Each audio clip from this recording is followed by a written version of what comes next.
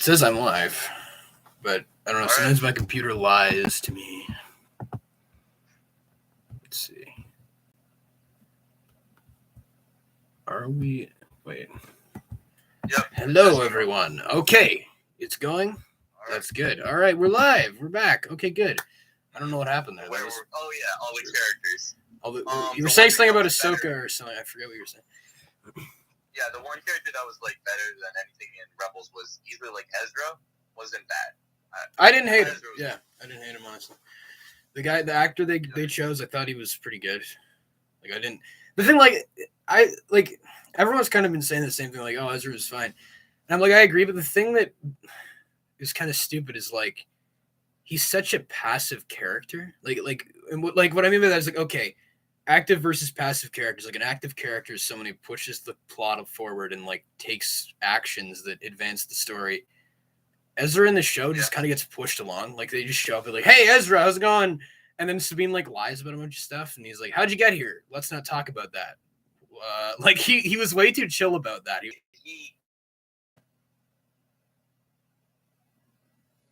Well, I just put it there.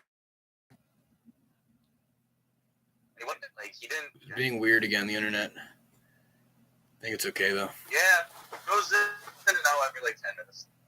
Well, wasn't bad. Ron wasn't bad. Ahsoka was bearable. Anakin was okay. I like seeing. I saw some people praising, this is awesome. This is the greatest thing ever. I'm like, oh, it's good. That, like, they try so hard. Like Anakin, he was such a, like, or when she's talking to the David Tennant droid character, she's like, he was a good master, and I'm like, he was a murderous, like, war criminal for decades, and he actively tried to kill you the last time you saw him, and they keep, like, I understand, okay, active redemption, but here's the thing. My question is, does she know that he redeemed himself or like he did one good thing for his son? Just because he did a good thing for his son doesn't wipe away the years of terrible acts that he committed, right? Like what? Because Ahsoka met Luke for a day. Did he tell her what Anakin did? We don't know. We don't know if she knows what he did in the end. So, like, there's like that's the thing. I saw people saying when she sees him in the weird world between worlds, like limbo state, she's like, "Oh, Anakin, it's so good to see you." And other people were like, why wouldn't she be freaking out? Like, oh shit, I gotta get out of here because this guy's like gonna kill me. And I'm like, yeah, because the last time you saw him, he was about to, like, Ezra literally saved you from getting killed by him. Like this guy. So I'm like, why there needed to be, I think, a better balance of like acknowledge, because the show never acknowledges what he did. Like they don't really ever directly acknowledge like what, like the bad side of Anakin. Like they're like, oh, he's Vader, he's got yellow eyes, he's got the red lightsaber, he's fighting Ahsoka. And then Ahsoka has yellow eyes for a split second. And it's like, oh, she forgives him, I guess. I don't know what they were trying to go for.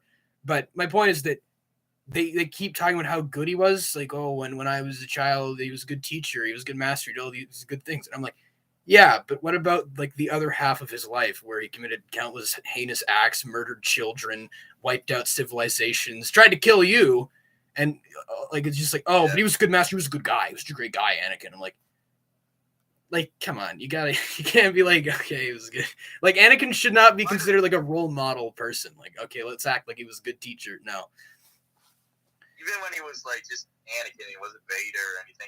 He was very just. He was a bit unhinged. Yeah, we'll do it. like he killed all the Tuskens or whatever and ranted about it to Padme. Like the guy was kind of crazy even before he went down the dark path. So. Yeah, he wasn't. Just like, oh yeah, good old Master Anakin. Sunshine and Rainbows Anakin. Yeah, like he wasn't always like this great idealist. Like even in the whatever that did you watch that show Tales of the Jedi or whatever? Where like I got like 15 minutes in and then right. So there's one episode where he's like training Ahsoka or something, and it's like they're showing that he's like kind of an overbearing teacher. He's like has Ahsoka training with all the clones, and they're shooting barrages of stun rounds at her, and she's like barely keeping up, and he's like, look, I need you to be ready to be out there in the war and all this. And it's like, okay, they're trying to say that his overbearing teaching methods ultimately saved her later in life or something. It's like, okay, that I didn't mind so much. I don't like when you try to act like here's the thing. I was just reading the what's the book called, the Hunger Games prequel book, the Ballad of Songbirds and Snakes, right? Oh yeah, Ballad of yeah Songbirds. Yeah, I was just reading that, and I'm like, okay, so here's a comparison point for Anakin. what if we say that Coriolanus Snow, you know, he ruled over Panem with an iron fist for 60 years, like ran the Hunger Games, killed like thousands of people, but then in the end he told Katniss that Coin was the real villain and she shot her. There, he redeemed himself, right? Like that's essentially, or saying, oh, Gollum, he was kind of a gross monster and he killed a bunch of people and he's pretty rotten, but you know, he threw the ring into Mount Doom at the end, so he's redeemed, right? It's like this. It's the same as saying Anakin's redeemed for throwing Palpatine down a shaft after decades of killing people. Like, it doesn't work that way. That way, and then they sort of do the same thing with like Kylo Ren, where he did all the bad stuff that he did, and he doesn't have to pay for it. He just like turns good and dies. Doesn't have to fix anything that he did. Just like Vader didn't have to fix anything. They got the easier way out. Yeah, and like I don't even mind. Like, okay, if you had Luke saying something like, "In the end, my father was a good man," like if you had Luke saying something like that, I don't mind, because like, okay, in Luke's eyes, his father was still good at heart. Like he was able to bring that out of him, and he saved him in the end. And it's like, okay, so if it's coming from Luke, that makes sense, because to Luke, he was redeemed. To the rest of the galaxy, who had like planets blown up by this guy, had their friends and family killed by him, no one else is going to be like, but Anakin was a good guy. Least of all Ahsoka. That's the weird thing, because like Ahsoka was like, you know, she literally says to his face in Rebels, she says, my master could never be as vile as you. And he's like, Anakin Skywalker is weak, I destroyed him. And she's like, I will avenge his death. So like, at that point, she accepted that, like, Anakin was gone. Yeah, Anakin's gone. So like, I don't really get this idea of like, oh, but he was a good master. He was great. Like they put so much emphasis on that idea, and I don't like that. I don't like that they're painting Anakin as some idealistic hero when he never was really. Like, I didn't have that big of a problem with it. Part of that problem I would say would be the actress for Ahsoka just not emoting or doing anything that great at all. Like, if you ask me, that's Dave Filoni's fault. Acting, anything. Dave Filoni gave her bad script, and whoever was directing each of the episodes, like I think that's just their fault. Like just act moody and don't say anything. Yeah, that's your character. Well, they thought that okay, she crosses her arms like this. Yeah. And it's like, oh, that's her defining character trait, right? It's like, no, it's really boring actually. Like. Yes. And it's just that, and she never does or has anything that shows any emotion at all. Like, even if she says something or does a trait with like Sabine, and they're both like, okay, apprentice, do it, move the thing forward or whatever, and you don't really feel anything from it because Sabine's not good at all as a character, and then Ahsoka herself just as the main character in the show. It wasn't really Ahsoka, the show. It was.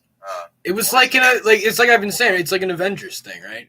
It's like, okay, here's all the guys. And they're like, preparing for the big Avengers thing. Yeah, it's just kind of like. I hope it's good because I hope everything's good, but I'm not optimistic at this point. Yeah, I'm definitely gonna see it in theaters. Like, yeah. Do you think they'll? That's what I was wondering. Do you think they'll put in theaters? Or do you think it'll just be like a straight to Disney Plus thing?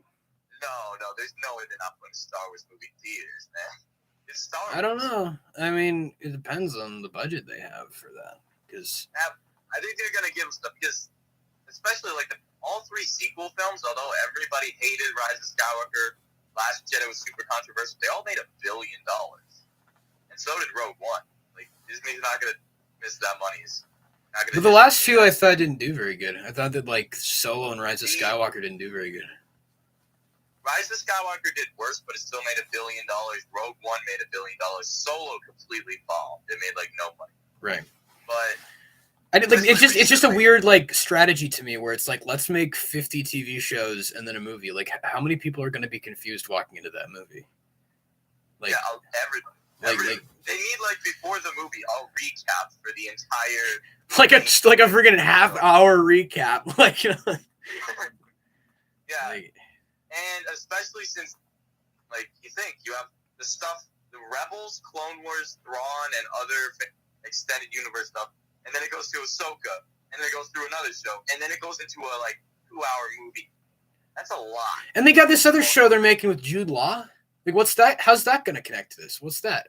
I don't think that will. I think that'll just be, another cute Star Wars show, because Disney, like, when they acquired Star Wars, they had so many movies. I heard they were doing a Guillermo del Toro Jabba the Hutt movie plan. That was a thing? I didn't even know. Yeah, that was a thing. Guillermo del Toro, he was talking about in an interview, that was the thing. There was a Yoda movie plan. That's not a thing. Taika Waititi trilogy, that's not happening. Ryan Johnson trilogy, that's not happening. There's just so many things that Disney was like, yeah, give them money, let's do it. And then they just never made them. Yeah. Yeah, they never. They're like, it doesn't work. Like, they got the people from Game of Thrones to get working on something, and then that didn't work, so they're like, okay, you're gone. It's just like, whatever's the new big thing, and they'll give them money to make a Star Wars movie. Sort of like, with Marvel, I think, like, Chloe Zhao, she made, what was it, like, Nomadland or something, won Best Picture, and then they're just like, hey, make a Marvel. And it was bad, wasn't it? Huh? It was bad, wasn't it? Wasn't that the bad one? Yeah, Eternals. Eternals is actually the worst Marvel thing that I've ever seen. I never watched it. I'm glad I didn't. Yeah, if you're not going to see a Marvel movie, that one, don't watch that one. Oh, definitely won't be. Yeah, it has 10 main characters, and it's so weird. It's just like, and like they don't really develop them. So yeah, Disney Star Wars, their stuff is just so jumbled. They got Tales of the Jedi. We got the 3 different movies that are coming out that are not connected at all and are like hundreds of years different apart. Oh man! Like you have one in the future, one in sort of like in between Return of the Jedi and Force Awakens, and then one way in the past. Like they have no coherence, especially with Star Wars coming up for 50 years. I've been seeing a lot of theories for what they should do. Like people being like, "Oh, reboot it," or like do something else, or like you should do this, and it's just like. They have no plan. Oh no! It's just like they're doing. That's the thing. Is like everyone was like, oh, yeah. After the sequels were like kind of poorly planned out and they were kind of a mess. Everyone was like, oh, thank God, Jon Favreau and Dave Filoni, they're coming in here with the great plan. And it's like, no, it's the same thing again. Like it's the same thing in a different way. It's a different bad. It's more like, wow, this is pretty mid. This is mediocre. And this is just like I don't really care. It's just kind of like, yeah, that's the thing for me. I'm just like I didn't even like. I don't even hate the sequels. I'm just kind of like indifferent about them, right? But this is kind of almost more frustrating to me because it's like they're taking these other shows that I liked, and they're all like, here we go. Let's just mush them up in the dirt. And I'm like, and the books too. That's like 6 books that I spent like a year reading. Screw those, I guess, because they don't matter. Like these guys don't really care about continuity or anything. They're like they act like they care about the fans, but they don't. They're just like, we're gonna make crap up. Well, because they can't care about all the fans because there are so many fans from so many things, and it's just like there's the people that read the books, the people that don't care and have never read the books before, the people that have a bit of an understanding. All these different people, and there's no wide appeal. Like Mandalorian, that everybody could watch that. You could not know what Star Wars was and love it. Ahsoka, there's like watch this, you're like, what is this? What's happening? Well, even Mando season 2 doing it. Like the first one was like I didn't like that one was kind of like mass appeal, and then after that, even like it was kind of like, oh, okay, who's Ahsoka? Like who are these old characters just coming in, right? And then it just went down quality. Like, well, for me, I liked Mandalorian season 2 because the cameos was so fun. It's like every week, it's like, whoa, look at this, and then they just did more cameos in season 3 and stuff, and that didn't work. It just dropped off, yeah. Third season just didn't do it. It's just like, oh. And like as time has gone on, all these Star Wars shows, like Book of Boba Fett has gone down to like, I don't know, like a 5. Obi-Wan's like a 4.5. And Mando's like a 4 out of 10. They all just like, as time went down, all my stuff just slowly dropped. Yeah, like I'm like, yeah, that's same here. I'm just like forgetting. I'm just like, I remember watching those shows in the moment. Now I'm like, Obi-Wan. Like we were just saying that like a little while ago. I was like, who's that character from Obi-Wan? Like we're forgetting what happened. Like what happened in Boba Fett and all this crap. Like I don't even remember. That's what Disney does. They've just been with these shows. They just mass produce all this content. Take this content. They get excited for more content. And then, products. They're just products. They don't really have any meaning, really. And then few people that really care and stuff. And then, as we watch them after time, they just fade. Yeah, just bombarding the audience with crap, and then it's like, now it's not really interesting anymore. Like, I think that's what people... There's a few things to stand out. Like, Andor is definitely going to hold up. I know you love Bad Batch. For me, Bad Batch was another one that just sort of went down a bit. Fair enough. And then, like, Loki... I hadn't seen Loki season 1 since it came out. Oh, yeah, there's a new season out, eh? I saw that. Yeah, I watched, like, the first 2 episodes, and I'm like, wow, this is like the same quality. I watched the first season of Loki, and I'm like, wow, this is actually the best Marvel show. And then season 2, I'm like, wow, this is still great. But a big thing in that would be Kui Hoi Kwan, the guy from Everything Everywhere All. Oh yeah, the Temple of Doom kid. Yeah. yeah, that guy. And I looked up his filmography, and I'm like, he literally did like Goonies, Temple of Doom, and then didn't act. He disappeared for like decades and then came back. Yeah, and then he's just like, oh, I'm gonna be back. Oh, people are in movies again. Okay, I'll do it. I could be not like Crazy Rich Asians. Like, yeah, I could do this. So is he like a main star in Loki now? I didn't know if he was just like a cameo or if he was gonna be like a main character. No, he's a standout in episode 1. Like, me and all 3 of my sisters watched it, and we were laughing so much. He was a standout in that. He's a funny guy, yeah. I like him. Yeah, he's great. And these things are falling out, but it's just Star Wars and Marvel. They just become. Yeah, it's just like these new like what was that? I watched the only Marvel thing I watched in a while was Guardians of the Galaxy 3. I saw that, and I thought because that was actually like the best thing that's happened in forever. And like Marvel, they still do movies that like always crack my top 10 usually, except for like last year. They just sort of went down even more, and like they give out more stuff, and most of it's bad and mid or bad, and then they give like 1 or 2 things that are like top tier, amazing. Yeah, it's like the same thing for me, like as Star Wars, I guess now. Like we talked with that. What was that show last year? The one, I don't even remember. Like the one about like the like the girl, what's her name? Kamala or whatever. What was that show called? Oh, Miss Marvel. Yeah, we talked about that, and like we kind of had like moderately positive like views of it, and then I don't remember what happened in it now. Like I fairly remember because I just remember all this stuff sometimes, but I fairly remember pieces to it. But once again, it just sort of like goes down. Yeah, like, it's just like in the moment, I'm like, okay, this is good, this is mid, this is horrible, this is okay, and then it all bounces out to like a 6. And I'm like, I think it's still that, but am I ever gonna see it again? I don't. Maybe. No. Yeah, it's like I don't really feel the need to. The only one of these shows I think I've rewatched was Andor. I rewatched Andor. I gotta rewatch Andor. I got to a point like I watched Mando season 1 and 2, and like my dad, lifetime Star Wars fan, saw it in the theater and stuff, and so he watches it with us, and then we watched Book of Boba Fett together. I'm like, oh. Going down. So we didn't watch any Star Wars shows after that, and I'm like, I gotta show Mando now. It's a drop in quality. It's like, whoa, Boba Fett. Oh no. It like goes and then it just boom, down immediately. Yeah. So it's just like, overall, Ahsoka, I don't know if it'll go down. I feel like it might stay where it is, but it just barely gets that. It was good. Really? It's not that is. I think it's 7 out of 10 show. 7 out of 10. Whoa, that's high praise. I know high praise. I know it'll probably like with all these shows, it might in the future just go down to like 6.5, 6, just go down, but it's still lights up. It's like I enjoyed stuff in it. I like Anakin. I like some of the characters. Some of the stuff's cool. Two standout things that stood out to me in the show that I just really liked was the opening. The shot with Ron coming in, like the whole sequence. I like that. I like that shot. Like on a surface level, that was cool. Yeah, that was crazy good. And then the Anakin, some of the shots that we got there and stuff, that was cool.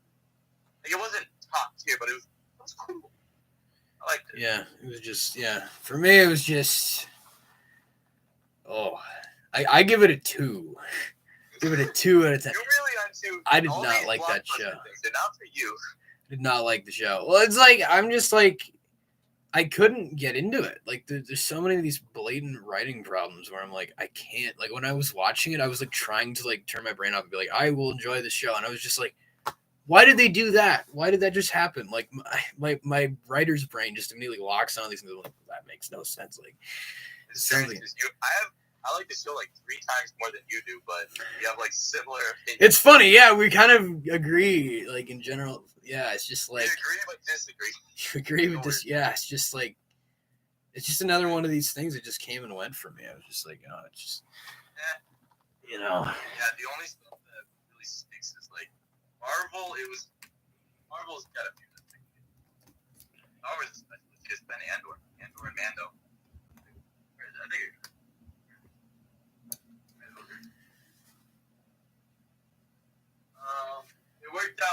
pretty good because when I was watching Ahsoka and stuff, I got to do a puzzle through this, and I'm like, cool. That's pretty cool. But then I think about it, like, yeah, it's a puzzle. Is that one of? I think that's one of the concept art things from the Mando, right? Concept art, and then I got it for like $4 that's on sale. That's cool.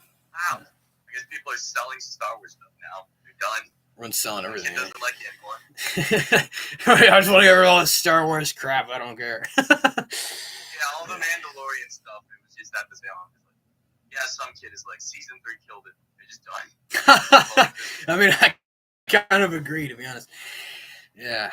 So, yeah. What do you want? Do you have any more to say about the whole Star Wars deal, or do you want to move on to our next topic? Oh, Star Wars deal. Well, I'm coming to Star Wars. I'm surprised that like the people in charge of Star Wars haven't been like kicked out when they figure something else out right now, because it's still the same thing. It's just a jumbled mess. We got, for future Star Wars stuff, we got the Jude Law and a bunch of kids. Jude Law pirate or something. It's like, what is this? Yeah, Jude Law the pirate and some kids. The show. Oh wait, okay. I lost you. We got a Lando movie or show. Oh, are they still? Is that the one with Donald Glover? Are they still doing that? Yeah, and that was sort of like they announced in like the past month that it's still in development, it's still happening, which I was kind of surprised. Didn't they announce that like half a decade ago? And they still. Yeah, all this stuff, and then you got Bad Batch season 3 probably, and/or season 2. That's like all I care about at this point. And then I'm just like, that's it. Bad Batch. Bad Batch. I'll watch it. I hope they can pull off the thing that, like, no joke, dude. If they I guess this is a spoiler. I don't really care though. It's been out for months. If they like start the next season and they're like Tech is like alive or he's a zombie or some crap, I'm gonna like turn off the show and not watch the rest of it. Cause like they're like I'm not kidding. Like if they do the stupid thing again where like another character isn't dead, I'm just gonna be like, screw this, Dave. Like, I'll be done with it. Because I'm like, that was actually a good way to end the second season. And if they immediately like screw it up, or like what if they're like, oh, Omega's back like in 2 episodes, just like how Mando got Grogu back in like 2 episodes, and we're like, oh boy, like I'm gonna be pissed. I can really understand that you could really mess some of this stuff up. Especially, like, the standout thing for Bad Batch with me was, like, that final episode, those final little bit. And I was like, especially with season 1, it just petered out at the end. I didn't care for it. It was, like, my least favorite thing. I was like, oh, okay, it's getting more intense, and this is when it goes down. Right. This one it went up. That was the best part of it. Yeah, they undo that. I might watch it, but...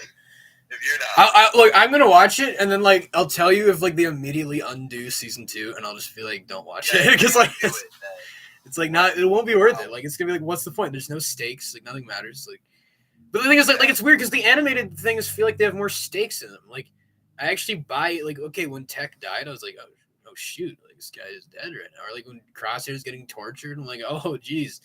And like these shows, it's like people walk off lightsaber wounds in like 5 seconds, right? Like. Just kind of like, there's nobody has died, and it's like even if they do die, it's like, oh no, they'll bring them back someday. Don't worry. Pretty much assured, because I don't know. That's just what we think. They bring back a few characters, and we're like, they're bringing back everybody. Yeah, like the thing is, like Clone Wars was like a show where it's like people were dropping off like flies. Like people, like everyone died in that show, you know. So it's like Savage Opera's cool guy dies. You got Mother Talzin dies as the Ventress attempted to die. All these different things, and like all these cool characters that could get introduced, and because they're new characters, they could die. Like, are you? Yeah, you've like in one episode you meet like a new Jedi or something, and he's dead by the end of the episode. That's what I mean, right? It's like in the sense that Bad Batch is like a successor to Clone Wars. I buy that like the characters will stay dead, and there actually are stakes. But I'm like, if they do something stupid where they're like, Tech survived falling 5,000 feet off the train car. And he's fine now. No wounds. Like, he's completely fine. I'm going to be like, okay. I like what? Well, it is Star Wars. And it is. Darth Maul survived falling into a pit when he got cut in half. So it's like. Yeah, so they're like, by that logic, like, Darth Maul, I'm fine with him. Darth Maul's the one, like, exception I have where I'm like, okay, they actually made him a cool character after, so, like, I'll give them a pass on that. Yeah, the one thing going for Darth Maul and Phantom Menace, he looks insanely cool, and then he dies. Yeah, and it's like, no, I want to see more. That's what they sort of done with like pretty much all the villains, like Darth Maul, Count Dooku, General Grievous. They took the Clone Wars and they just expanded them, and then Tales of the Jedi for Dooku. Oh, another thing with Star Wars, I did this just after I finished Ahsoka in the past week because I was watching like the original trilogy with my little brothers for the first time. One of them doesn't even want to see it, but the other one's like, yeah, I'll watch it. Oh wow! So, screw this. Yeah, he's bored by it. He's like, what's going on? I'm gonna watch my animated show or whatever. So I'm watching it with them, and we're watching Empire Strikes Back, and then we get into Return of the Jedi. I'm like, boy, what a big fall off there. But I still love Star Wars and stuff. That old Star Wars, but I'm just like, yeah. Man. And it's really they always have like a drop off point, right? Like all these, even the originals, like too, like you're saying, right? Is like you know the originals they kind of dropped off towards the end of Return of the Jedi and whatever else, like the sequels had a drop off. You know, like they always like they're yes, it's kind of the one consistent thing. There's always like a point where they kind of dip in quality. Yeah, the original trilogy, especially, like I've been meaning to rewatch all Star Wars because I didn't know Last Jedi was like a controversial movie. I didn't know that until like I got on YouTube and like 3-4 years ago learned that, and then I haven't like rewatched it and reevaluated my thoughts on like all of Star Wars, right? The actual movies. So I'm like, what even is the Phantom Menace for a number score? Because I love that movie as like a movie, as a memory, because that's forever with me. But yeah, is it actually like good? So like when I was going through Letterboxd, I was like reviewing all the movies. I'm like, it's like a 6 out of 10. I'm like, I need to rewatch it. So I don't know. It's really the original films are still like 10 out of 10, top tier stuff. I love them, but Star Wars where it's going and stuff. I just don't like. It's just boring to me when everything amounts to the same thing. Like when it's just like another Avengers. Like okay. Yeah, it's just like they don't have the uniqueness of the like one guy in charge and he knows what he's doing. It's like not a director in one film. Now it's like a bunch of executives. It's a bunch of guys. Like the fact that they have a different person directing every episode. Like that's such a bad decision. Like it's like Like it was cool for Mando because you got Taika Waititi doing some humor. You had the girl from Jurassic World directing one that's sort of like playing Jurassic Park. You got all this different cool stuff. Like it worked when Mando was like, what's the right term? Like it was like an anthology show, and they were like different adventures. But then when you're trying to tell like an overarching story and you have a bunch of clashing visions, it doesn't really work. Yeah, especially with I don't feel like there was one like I could tell in Mandalorian seasons 1 and 2. Well, 1 mostly. Yeah. When they had a new director doing it, you got big name directors. But after that, it's like AI could have done this. It doesn't really matter. It's just like AI could have done. Yeah, like seriously. It's just like okay. Yep. So yeah, the only stuff that I'm looking forward to with Star Wars, like really, really looking forward to, unless I see it, my opinions could change really quickly. I could be shown a trailer for Jude Law, the show. Jude Law, the pirate. Yeah, Jude Law, the pirate, like Hondo from Clone Wars, except for it's better. Hondo. Oh yeah, that's the one they haven't brought into live action yet. Where's Hondo? Yeah, that's what I was saying. They haven't brought Hondo back. Where's Hondo? He's the best, that guy. Yeah. But yeah, Star Wars, we got Andor. That's what I'm looking forward to, and then what's the guy's name? I forgot. The guy that did Indiana Jones 5, Logan. Oh, James Mangold. Yeah, James Mangold, his Star Wars movie. Those are the like 2 things I'm looking forward to. Yeah, same. Other than that, sort of like, kind of like yeah. So speaking of AI, how about we talk about The Entity? That last night, boy, I was watching that. I'm like, wow. These missions, it's pretty simple, in my opinion, on the Mission Impossible movies. It's as simple as that. It just goes up, right? Yeah. So let's start. Why don't we talk about them in like chronological order? Like, what do you think? Yeah. So first one, I'd never seen any of these. I know they're like the most popular like stunt action thing that have been going on forever, and they're ending up. Like I gotta check them out. It was frustrating for me because once again I was watching it with my one sister who watches everything with me, and we got to a point. We got to like 5, and she's like, "Nah, I'm done." Oh, really? That's like when they got good. Yeah, I'm like, they get better and better. She's like, nah, this isn't for me. I'm like, you said Fast and Furious was better. Whoa. Because we watched all of those movies. I'm like, oh, wow. That's a hot take. But, yeah, the first one. I didn't watch. I got through like 2 videos a year rewatch series, and then I just sort of like I stopped watching the Mission Impossible movies, then I watched them again. So I don't know all your opinions on all. Oh yeah. Yeah. Like, so first one. Well, the thing is, the funny thing is, I didn't actually watch like the first one I watched was Fallout. That was the first one I watched that like years ago, like 5 years ago or so. Like my mom and I were hanging out. My dad and my brother had gone off to go help out my grandma, like move out of her apartment. I don't know. And so we were just chilling. We were like looking for something to watch. And my mom was like, I remember the old Mission Impossible TV show. Like this movie. Let's watch this. And then I watched Fallout. I was like, holy shit, that was awesome. Like, and I was like, we should go back and watch the rest of these. And so then we watched all the rest of them. And generally they kind of, they do kind of get better. I think second one, weak point. Really don't like though. I didn't know that everybody hated that one. I was like, I like the cheesy whatever early 2000s. I was laughing. The John Woo. Yeah, it was funny. Like when he kicks the gun out of the sand and it like flies in his hand. That was like hilarious.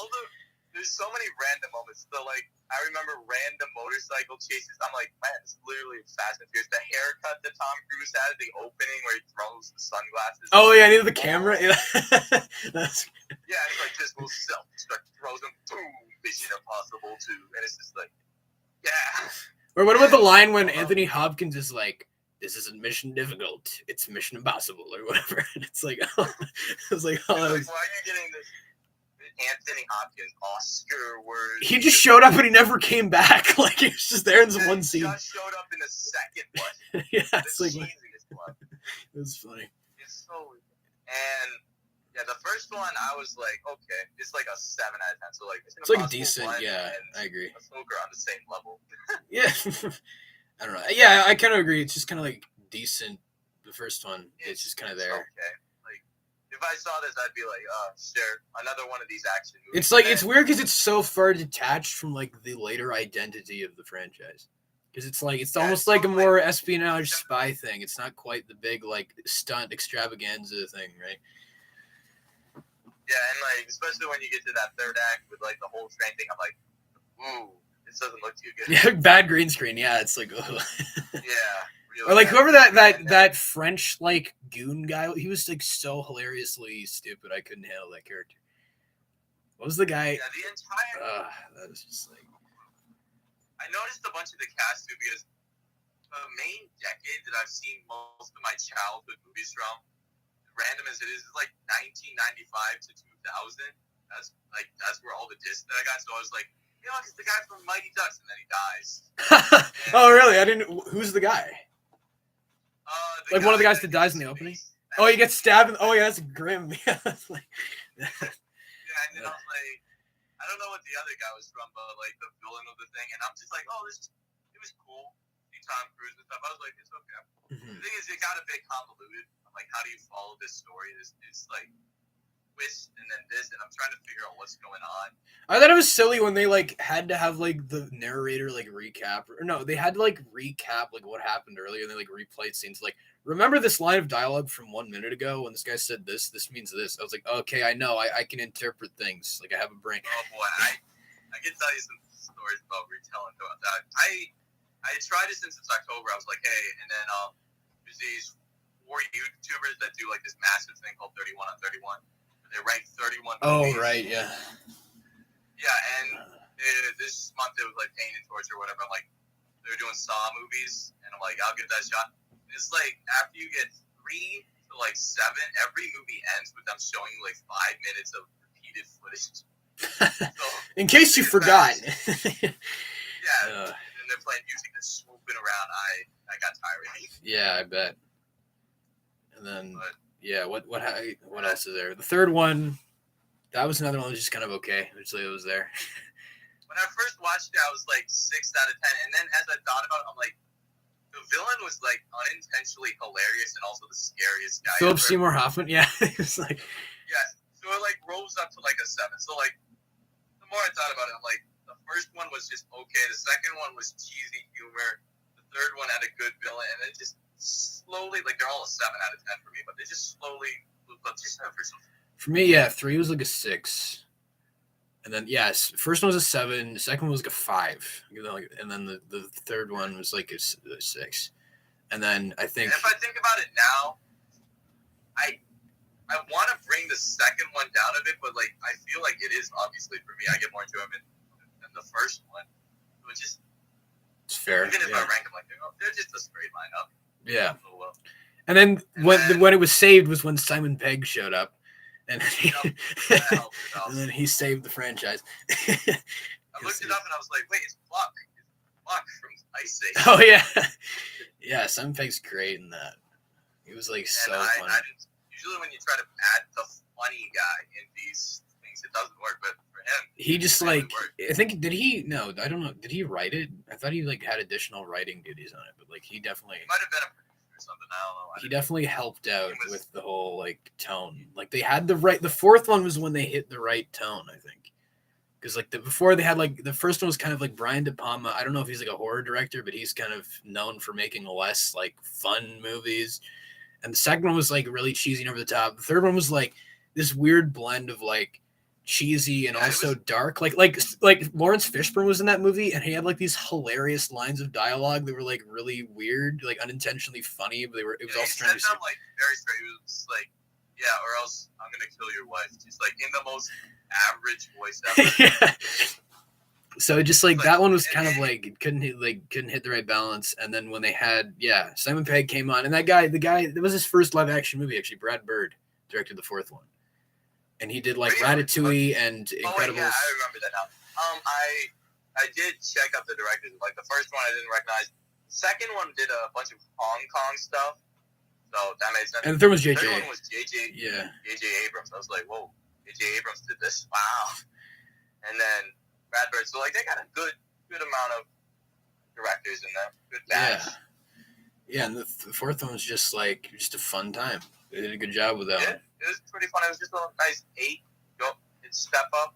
That one just kind of grown on me. And then they kind of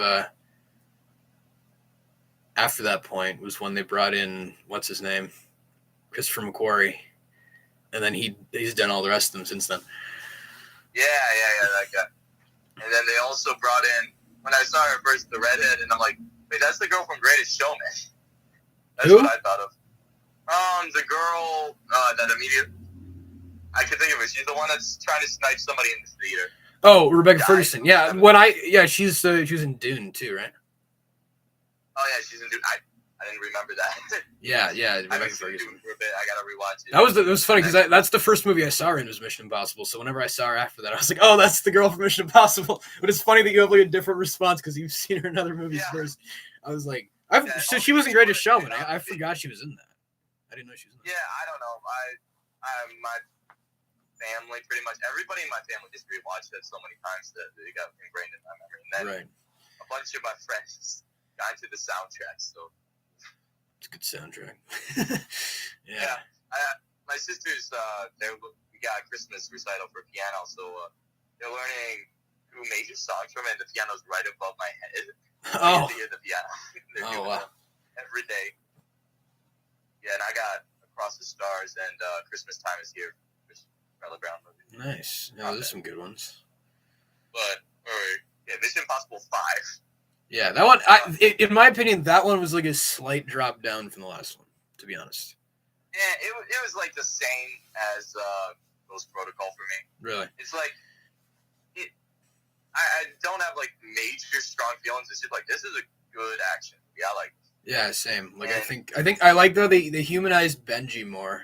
Like Simon Pegg, like he actually had more of like a heart to his character. He wasn't just like the joke guy. Like it was the joke guy in the fourth one, and then he got more. Yeah, like a bond with Ethan and whatever. So I liked that, and like the one thing that was like the weirdest thing was like, why was Jeremy Renner in there? Like he was just like he was the most useless character. Like he was just hanging out. Like I don't know why he was there. And he added to the film with that, like Jeremy Renner. Yeah, I like him too, but I was just kind of like, what does he do? Like he had like an arc in the fourth one because he was like, what was he? He was like the spy that was meant to protect Ethan Hunt's wife, and he thought that she died and she didn't, and all that. And he feels bad, and then he tells the thing to Ethan Hunt.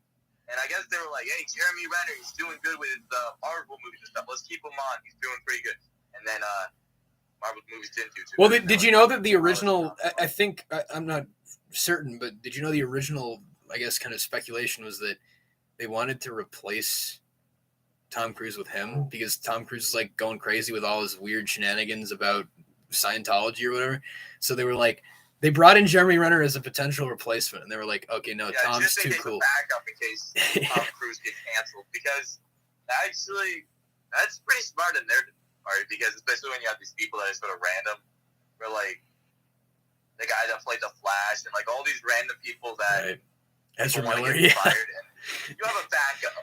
Yeah. Especially for somebody, and Tom Cruise, especially like after last year with Top Gun Maverick, which there was this one YouTube guy that I saw like for the past 3 years, 2019, 2020, 2021, every year he had like Top Gun Maverick is his most anticipated, and it never came out. And it came out. It took so long to come out.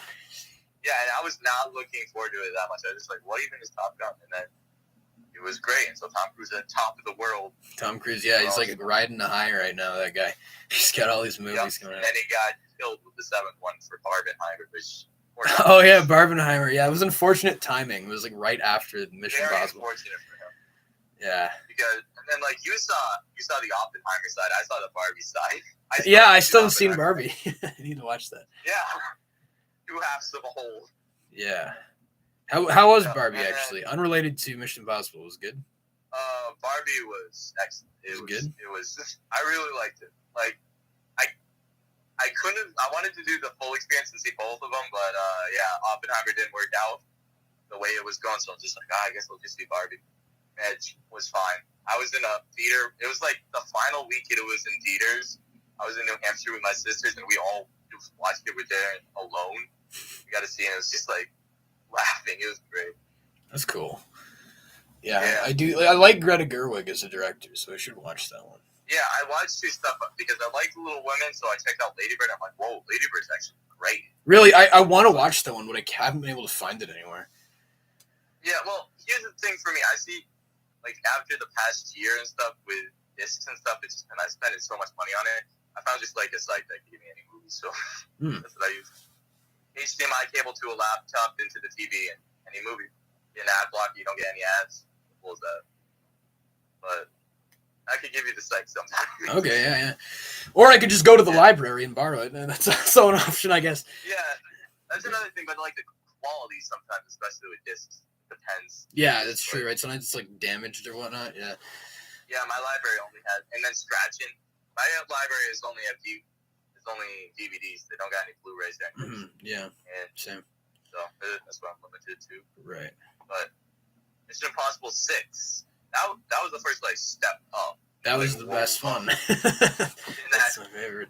Pretty much the top tier of action movies. Usually, pretty much. It just escalates. Like the whole thing escalates, right? And just like every like action scene builds on the last one. It gets like more exciting. And it just gets more and more and more and more intense. Yeah, and the composer for that one, Lauren Balfe, guy nailed it. That soundtrack is so good. Like I've listened to that so many times. And that one is like that's the best. Yeah, Fallout and Dead Reckoning, especially those, they really got it. Yeah, he nailed it. And yeah, like I guess the one thing I didn't love in that, like I found Henry Cavill was like a bit like cheeseball character. Like I thought he was kind of goofy, but like he kind of worked. I was fine with it. Yeah, he worked, but like I felt like they never really nailed the transition between him being like a goofy ally to being like a villain. Like it felt like he was still goofy when he was a villain. Like I guess I didn't really buy it because they had that other guy. What's the guy? The guy who like talks like this or whatever. That guy was like a more. The villain. Yeah, he was a more intimidating villain than Henry Cavill, so he filled that role well. But Henry Cavill was just kind of like the dumb muscle guy, and that worked well enough. Like it doesn't bug me that. Yeah, and he was also sort of like the guy who wanted to destroy and bring down everything, but you didn't really feel that. I was fine with it just because like I went into the movie and I thought he'd be a villain. I hadn't seen any of the trailers since forever or whatever. And I thought he'd be the villain or something. And I was like, oh, he's helping Tom Cruise. And then he's not. And it's like, what's going on? But they panned out like, oh, okay, they're going to have him as the final bad guy that he could fight because if he fights the other guy with the beard and the talks like this, then that's no competition. But And he gets a hook in the head and falls off a cliff. Yeah, I was like, oh, that's not out. Yeah, just watching it alone. I'm like, yeah, that's pretty my satisfying. Yeah. But like the one that I love is that shot where in the motorcycle scene where he like arrives at the intersection and he's like the camera's spinning around him the whole time and he sees all the cop cars coming towards him and I'm like, oh, that's such a good shot. Like the whole. Yeah, especially with the action scenes when the Mission Impossible movies, they just have these crazy action scenes. It's just like this is great. Just being able to see the actual people do actual stuff with actual cars and whatever. And like the first 5, every once in a while, one of my sisters would come in and we'd watch it for a bit. Like, wait, is this real? Yeah, this really happened. He went off a cliff. He did this. Yeah. Crashed a car or whatever. It's like awesome, right? And it's like that's the thing too. It's like that movie. Like I say, I watched it for the first time like 5 years ago or so. That's the only one where I honestly want to say I've rewatched that like 7 times. Like I've rewatched that movie like so many times. Yeah, I know, but I just mean like out of like because like you're saying like a lot of these new whatever blockbuster things nowadays don't really appeal to me. No. This is one of those ones where I'm like, I've watched this so many times and I like it the same amount. Like I never like it less. It just grows on me more. Like Fallout. That's such a good movie. Like seriously, I love that one. Yeah. That I was like, wow.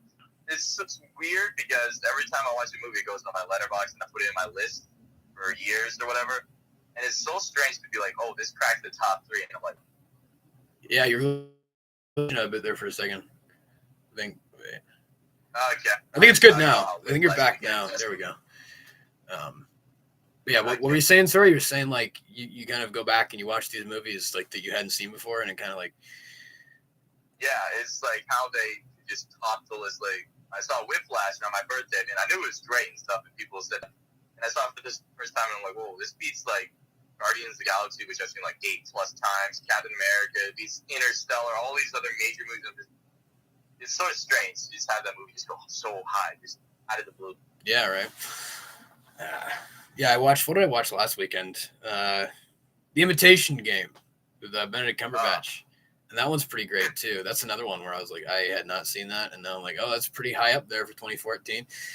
Like, yeah, 2014. I was like, wow, there's actually a lot of movies that came out here. Grand Budapest Hotel, Lego Movie, all this stuff. Marvel had a great year. John Wick, etc. Yeah. So I guess the big question: what did you think of Dead Reckoning? I'd heard a few opinions on this. I heard people saying this is the best movie in the franchise, and then I heard some people saying I didn't like it that much. Oh, you didn't? No, I just mean like I heard the same thing before. Like I actually heard a lot of reviews that were like, "Oh, this was mediocre," and I was like, "Really?" Like, yeah. So I was hoping it would be good. I remember I saw the trailer so many times of him just falling off of the motorcycle. Yeah. And I saw the trailers with all these characters, and I'm like, I don't know who anybody is. Yeah, who are all these people? Yeah, who are all these people? They show like a woman, a redhead. It's a major thing with an eye patch. I'm like, wait, what? I don't get it. Who's this pirate? Yeah. Yeah. And they show Luther and Benji. I don't know who they are. Who is that guy? But I finally see it, and I actually did really like it. I'm surprised. Like, for part 1s, we got some good part 1s. Yeah, like, there were a lot of part 1s this year, weren't there? Like, yeah, Spider-Verse. Spider-Verse. Yeah. Fast X is the part 1, and then... Oh, really? We got... Yeah, it is. With jumps. It's not great, but I got stupid fun out of it. And then Dead Reckoning, really good. Where I think back, like, Twilight part 1 is known as, like, the worst. Harry Potter part 1 is like my least favorite Harry Potter, and you got this part 1, and I think this is the best one. Really? Wow, that's crazy. Yeah, at least for me, I feel like it just topped. Once again, it got more intense, and it topped the last one. Yeah, and I saw it was like 2 hours 40 minutes. I'm like, ooh, it's a long one. Yeah, it's gonna take a while, but yeah, it earned it. Wow. The entire thing, the AI, the characters, the ending. I wasn't expecting to care about, what's her name? The person that plays Peggy Carter. Haley Atwell. Yeah, Haley Atwell. She was great. Yeah, she was great in there, wasn't she? Like, I was like, when I saw that, I was like, I haven't seen her in a lot of things aside from Captain America or whatnot, and I was like, she's actually really good. Like, she's got a lot of ranges. Yeah, she was great. Like, honestly, I don't know, this is an unpopular opinion. I thought she was a better character than the freaking Rebecca Ferguson character. Like, yeah, in this movie. Yeah, I liked her more than Ilsa or whatever.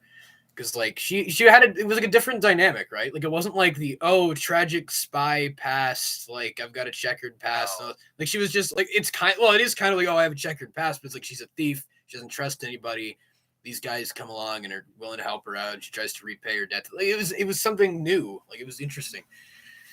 Yeah, she has to learn to trust them, which that was really cool. I didn't know where it was going in the end. I'm like, I know they got to top it off somehow and also have a twist. Like, I knew where the key thing was going. But I'm like, with his characters, what's gonna happen with Haley Atwell? And then because like she was kind of unlikable at first. Like she was kind of annoying. Like she kept like abandoning Ethan or whatever, and it was like, oh, you're kind of annoying. But then she came around, and it was like, oh, you're actually cool.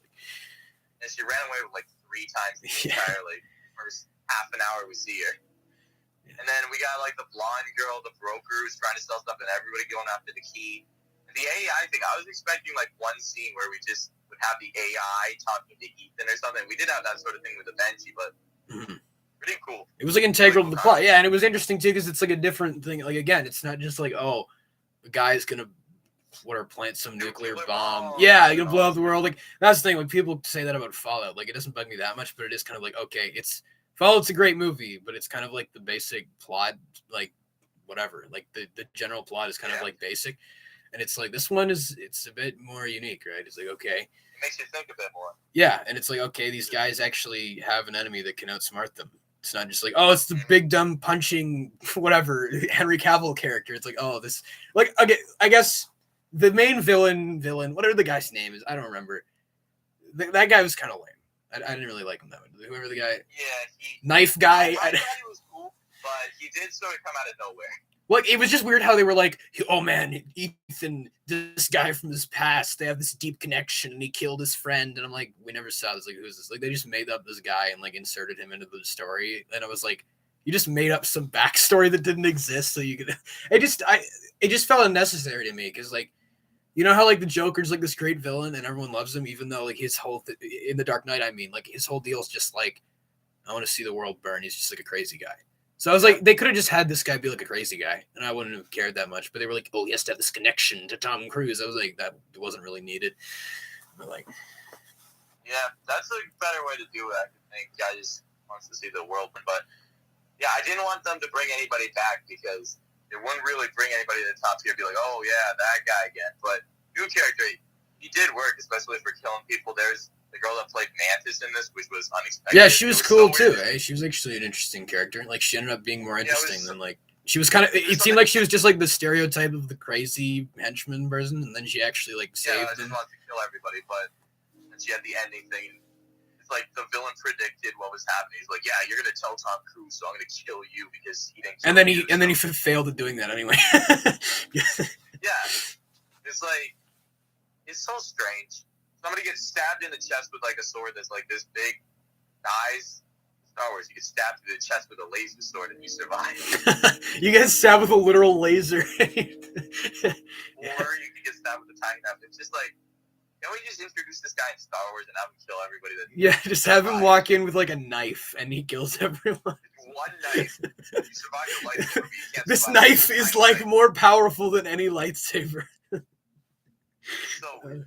Yeah, that was... Yeah, I thought Dead Reckoning. This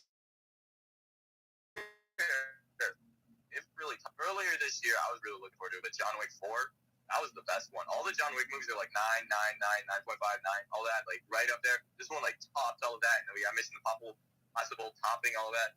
I think John Wick's a bit better for me because I just prefer that. Just guys, swords, guns, all the stuff, martial arts. But boy, yeah, they did a good job. They did, like, that's the thing. I was like, I don't know, I wasn't worried. Like, I was fairly certain. I was like, this is going to be good. Like, I have no doubt at this point. Like, they have the formula down since the fourth one. They've all been pretty good. So I don't think it's going to be bad. And like, yeah, I personally, I don't think it's better than Fallout. But I thought that was kind of an impossible bar to pass. So it wasn't really surprising. I was kind of like, okay, you know? So yeah, like Dead Reckoning, that was solid. I want to rewatch it because I know the Blu-ray and the DVDs and whatever, they come out on the 31st. They literally come out on Halloween. So I want to go buy the Blu-ray and then watch it again because I haven't seen it. Like, I saw it at the drive-in like back in July when it came. I haven't seen it since then. So I honestly want to rewatch it because I'm wondering if I like it more or less because like there were a few things in the movie that I was like, that's kind of like the biggest thing that like I was like that just was so stupid was when Tom Cruise is like he's on his motorcycle and he's about to board the train or whatever, and Benji Simon Pegg's in the car and he like turns it on to autopilot, and I was like, dude, the entity's gonna hack your car right now, dude. And then that never happened. I was like, oh. Like it felt like that was a weird plot hole moment where I was like, wait, if it wants to foil Tom Cruise's plans, why doesn't the entity just hack the autopilot car and like crash him into the freaking ditch or something? How does it know which one would be Benji's then? Well, it's just like they changed their comms or something? Was that they were like, oh, we're going dark or something. Yeah, we're going on a different thing. Yeah, they were on a different channel. Like, I'm gonna go to this base offline and defeat this AI myself. Yeah, maybe I think I might have to rewatch it again because that was the one thing that I was like, why wouldn't it just hack his car? Because it was just kind of like the fact that Benji was like, I'll put the car on auto drive or whatever. I was like, dude, do you really want to do that? Like, I just seemed like kind of weird that he would choose to do that. I'm like, dude, that's kind of stupid. Like, this thing can, like, we've already established this thing can like hack all your technology. It's probably not a good idea. Yeah, that was one of the few moments where I was like, that was a bit dumb. But like everything, pretty much everything else was like the train scene, that whole sequence where they're like climbing through the train cars or whatever. That was pretty awesome, right? Yeah. And like what was the other, like they were able to like balance the tone well too. Like the scene where they're driving through it wasn't Paris. What was it? Where they're in like the little Herbie the Love Bug yellow car and they're like and it was kind of almost a comedic scene, but it was also still like really cool. And it was tense. Yeah. While being comedic. It's so weird. I was like, well, they did that. Yeah, it was effective, right? I was like, oh, this works. Like usually they don't pull that off, but I was like, that worked. Like that was funny. Yeah. So like, I don't have a lot of complaints. I'd give it an 8 out of 10 at this point in time. Oh, I'm going 9. 9, eh? I'm not exactly surprised that I liked it as much as I did because I've been hearing the good stuff and I thought I would like it, but wow, it's like they have the final movie and there's still a point up. You can give it a 10, but are they going to really go that extra mile? We got that with the new Fast and Furious movie coming out, the new Spider-Man movie, Beyond the Spider-Verse. We got Mission Impossible. We got the two-parters. Yeah, like the thing is, like that's the one concern I always have, right? Is I'm like, so if it's like a 2-part thing, like, what are the chances the next one's gonna actually live up to it? Because like it's not common, like you said, that a first part in a 2-part story is actually as good as Across the Spider-Verse and Dead Reckoning actually were. So I'm like, what are the chances they're gonna live up to that? Like, I don't know. Either next year or the year after that, because I think Beyond the Spider-Verse probably is gonna come out 2025. Yeah. All the animation they have to do. The next 2 years are gonna be major disappointments, so they're gonna be crazy good years for movies. Yeah, exactly, right. So like either it'll be like really disappointing, or it'll like, I don't know, like it's like you kind of have to make it better, right? Like if you have like you have to either improve on it or it just kind of falls flat. So it's like either it's like way worse or it is way better. Like you can't just have it be like in the middle. Like it has to be like okay, lives up to that. You can't make it'll be an okay superhero movie, okay Mission Impossible movie for the last one. You got it. Yeah, you got to go all in, right? That's the thing I'm hoping. Like, it's like for Spider-Verse, right? It's like everyone's like, oh, I don't know how it's going to make its release date for next year. I'm like, please don't rush it. Like, don't. Like, because it was so good. Like, it's like Across the Spider-Verse was so good. Like, please don't like rush it and whatever, condense the story or like, just let it play out. You know? Yep, just let it be the way it's supposed to be and give it time because.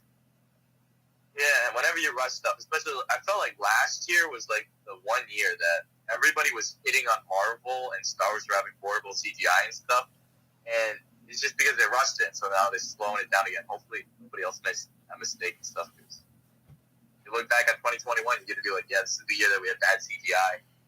What's 2025 going to be? Oh, yeah. Like, whatever that, what was that freaking thing that I saw? I didn't even watch the movie. It was like, it was one of those new Marvel movies where it was like some guy with a big head. I don't know what that was from. What was that? A guy with a big head. He had like a giant CG head, and it looked so stupid, and everyone was like laughing about that. It was from one of those. Oh, Ant-Man Quantumania. Yeah, that was it. The freaking Ant-Man thing. I saw that. I can't defend it. So You've seen the first Ant-Man movie, right? I've seen the first two. I didn't watch the new one. No. Well, so the first one, you remember the Yellow Jacket guy who shrinks down at the end? I'm like the villain trying to just remember. throws the things at him and shrinks down. Oh, the friggin' what's the actor's name? Something. Yeah, whatever, the bald guy. Yeah, But yeah, right. Him. That's his face. That's him? Oh no! Why did they do that?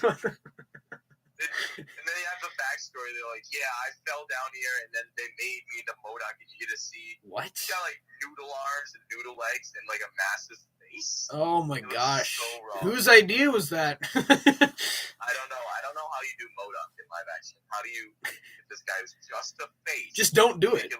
Just don't try. Yeah, but Quantumania, I saw that one. It was like the only reason it made it to like a 6 out of 10 for me is Jonathan Majors. He's good. Eh? What happened? Wasn't there something about him where he got arrested or something? Yeah, he like hit somebody or something in public, and that became a thing. And it's like, oh, you're gonna have to recast him or something. But they cleared it up. He's in Loki season 2. He's gonna still be Kang. Well, I don't know what happened, how they cleared it up. But we wouldn't want another Ezra Miller situation. Oh yeah, that movie. I was like one of the 3 people that saw it in theaters and seen it. Nobody saw that movie. Oh, I heard about the CG in that one too. Oh, that was so weird. I was in the movie of the Flash, and I just see like, I don't know, like PlayStation 2 looking Batman just riding his thing. It's just like, I saw like the Henry Cavill like image where he was like punching the camera, and I was like, "What the frick is that?" Like, yeah, there's a bunch of extremely fake and undone CGI looking babies. Didn't they like resurrect Christopher Reeve or something too? He was like there. Yeah, like at the very end, they have all these multiverses, and you have like Nick Cage's Superman, you have like the original Superman, you have old 1940s Batman. The one thing they didn't touch, thank God, is they didn't touch the Christopher Nolan stuff. That stuff's safe. Yeah, and the freaking Robert Pattinson Batman, right? Yup.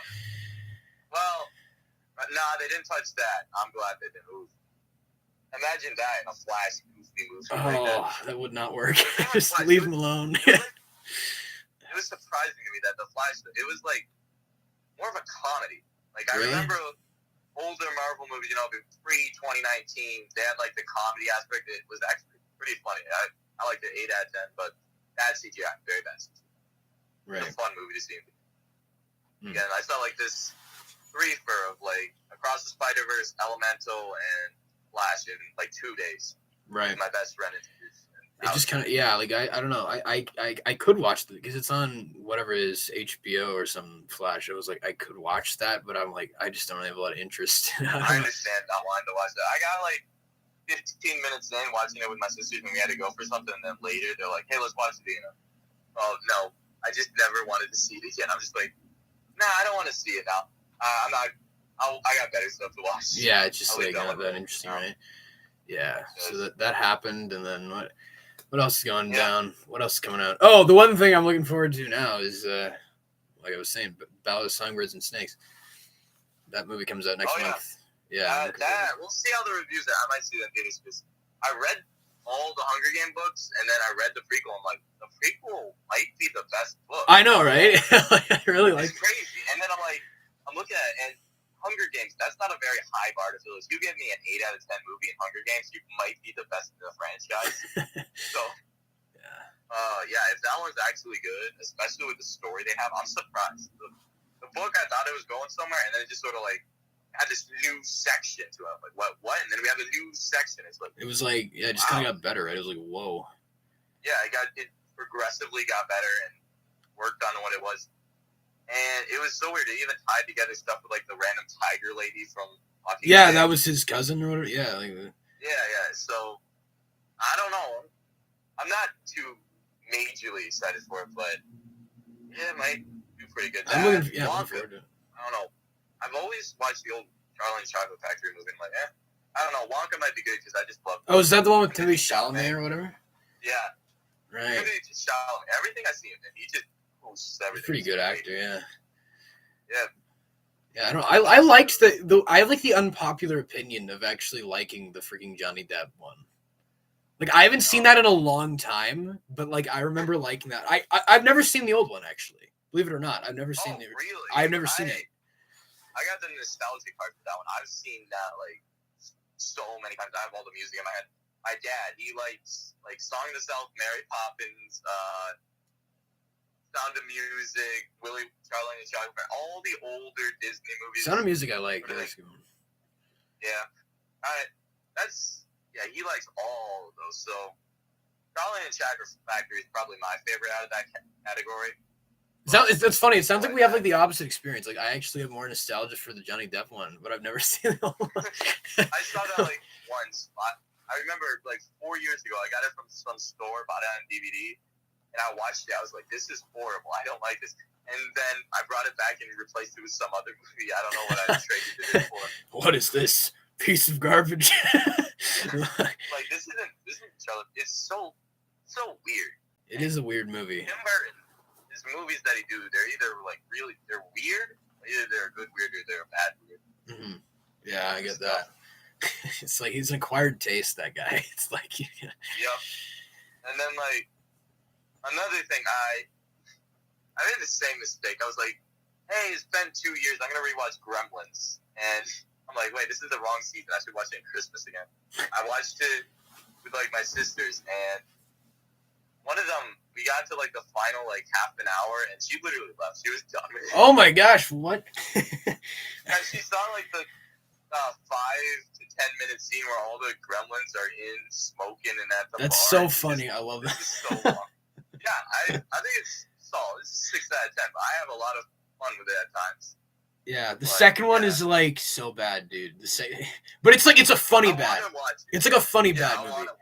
Like they have like these weird scenes where like there's literally this scene where like it's some weird self-aware thing where like Hulk Hogan is watching the movie and the gremlins are in the projector room and he's like, "Hey, you gremlins, stop that!" And there's something. It's like so funny. Like it stops the movie literally, and then Hulk Hogan just walking. Like it's such a weird movie, but it's funny. It's like funny bad. But it's like, oh, what is that movie? My dad would get a kick out of that. I remember my dad one day was randomly when he was sick or something, was watching Hulk Hogan stuff. I'm like, wait, who's this? So I now know who Hulk Hogan is. Yeah, if they like, I was gonna rewatch it with them, but I might just be alone on like Halloween watching Gremlins too. Have you seen Nightmare Before Christmas yet? No, I haven't. There's a few movies. I got Beetlejuice and Nightmare Before Christmas, some Tim Burton movies to check out this Halloween season. I tried to get some other stuff, but nobody wanted to see it. Yeah, like the weird thing is Beetlejuice. I like Beetlejuice. I think it's kind of overrated. Like I don't actually like it as much as everyone else does. I haven't seen it. I think it's pretty good. But like Night Before Christmas, I love that one. Have you seen what's the other? I think he directed it. Corpse Bride. That's another one too. Oh, Corpse Bride. I haven't seen that one. I actually like that one. It's pretty decent. The one I need to rewatch Coraline. I haven't seen that in forever. Like that. I saw it like 2 years ago, and it's great, but I haven't seen it in a while. Yeah, I need to rewatch it because I literally haven't seen that in like probably a decade. Like, but I have no doubt it's good. Yeah, there's Coraline and like Guillermo del Toro's Pinocchio like tied for best stop motion movie. You still gotta watch Kubo and the Two Strings. Kubo and the Two. Oh yeah. I love that one. That's a good one. Because like the thing is that studio Leica, that stop motion studio, a lot of them are like horror-esque, like Halloween-y movies, and I'm not super into that genre, but like the Kubo is like that perfect like adventure, like it's got mythology to it, like it hits all the right beats. I think that's such a good one. And it's got like Matthew McConaughey in it, and he's like a beetle. He's like a literal samurai beetle. It's like the greatest character. And it's a strange concept. It is a strange concept, but like you found that it works. I'd say it's a beetle that is a samurai, but I would never imagine that. It's such a weird. Like Tilda Swinton is a monkey or something. That's another part of that movie. All right. Another thing, the Wes Anderson shorts. I saw like some of your stuff on some of them, but I'm very aware of Wes Anderson, but I saw like Just the Royal Tenenbaums like 2 years ago. Yeah. 3 years ago. I saw you were catching up on some of his stuff. Yeah, and so I was like, I checked out, the Grand Budapest Hotel, and instantly was like, whoa, this is amazing. Mm-hmm. And then Yeah, I checked all his shorts, and I was like, wow, cool. They were fun. Yeah, like the weird, like I honestly, I kind of want to rewatch the what was like the main one, like the 40-minute one. Henry Sugar. Henry Sugar. I I want to rewatch that one because I didn't love it when I watched it, but I'm kind of like, I was also kind of like not in a great mood and I was kind of tired. And like maybe if I watched it again, I would like it more because like each one of those Wes Anderson shorts, I kind of liked them more as I watched them. Like my favorite one was honestly the last one with like the Swan or the Poison? Poison. That was like the one that I liked most. Poison. I liked Poison. I watched like the Swan was the last one I saw, and that was my least favorite. So yeah, that was my least favorite too. Yeah, that was like, but they were like 6, 6, 6, 7 out of 10, like pretty small. And Henry, I like this one. Ending.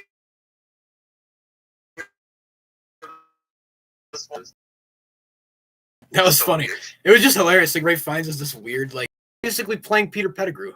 Like I was like, that was funny. Yeah, and then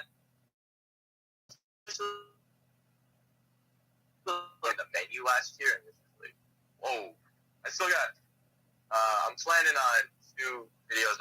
I'm not consistent with coming up with stuff, but like I'm gonna do a video where there's like hundreds of people like you and me, just like under 5,000 subscribers, guys on YouTube. I'm like, what if I just checked out all their content, see what's on there, and then tag them all, bring them all Avengers together, and be like, doing Avengers. That's pretty great. Yeah, get them all together, check all their content, and tag them and stuff. And I was thinking, then I could do at the end, hey, this date I'm ranking all movies. That's 2022. That'd be fun. Yeah. Right now, I've seen like 107 movies that came out that year. So I saw more movies in 2022 that I've seen like 1 year in a while. Like I saw most of the movies last year. And the crazy thing is, like, I went to my library, right, and like they sell movies there. Like they have like a for sale shelf where they put them up for like $1, right? And like I found like what did I find? Banshees of Inisherin, Fabelmans, Menu, Amsterdam, Tar, The Whale. Like I found all these Oscar movies from last year, and I got them for $1. $1. Yeah, I'm not kidding, man. It was like a steal. It was like such a that's like the best that's come out in the past 20 years. It's all old stuff. So yeah, 90s. That's all my stuff. Right. But wow, that's a good deal. I know, right? Like it came out like a couple of months before I found them, and I was like, "Wait, do you have them for $1?" Like that's crazy. Like I found all those movies. I was like, "What?" But yeah, what have you seen? How many of those have you seen? You saw the Menu, I know. No, the 2 that I haven't seen there is Tar, which I once again want to see, but probably won't for a while, and Banshees of Inisherin. I started it. I just didn't get a chance to finish it. I got like 20 minutes in. I was like, "Whoa, this is good," and then I don't know. Got busy, forgot about it. Right, that's a good one. Yeah, I need to watch it again. Honestly, I liked it. Fabelmans was great. The more that I think about it, the better it gets. Steven Spielberg. I love the scene where he's talking to the bull and he's like, "Yeah, nobody's gonna hear about this unless I do a movie," which I totally won't. Like, oh, the bully. Yeah, I love that. That was hilarious. That was great. Or when, like, I love the scene where, like, his uncle showed up for, like, one scene and he was like, "You should do that. You should make movies," or whatever. And it was, like, the guy was, like, the best. Like, he stole the show and he was in, like, one scene. That was the best part of the entire movie. I know. It was great. Like, you must pursue your awesome. And then you, like, left and his mom's like, "Man, I never know what my sister was talking about with him." The guy was great. It was just watching. And then The Whale, although a lot of people didn't like the actual movie but loved Brendan Fraser, and I love the entire movie. That was good. Great. That was really good, yeah. These are all like top 20 movies of the year last year, where like I looked at my like top 16, I'm like, these are like 9 out of 10 to 10 out of 10 movies last year. I know. Yeah, last year was a good year. It really was. Like, who's that girl in that movie? She's in the Stranger Things show, right? Yeah. She's in Stranger Things, isn't she? I should watch that. Like, I've been meaning to watch that show, but it's like so long, and I'm like, I don't think I have the time. Oh. The thing is, you could probably, whenever season 5 again comes up, it'll get hyped up. But it's like the number one thing with like teens right now.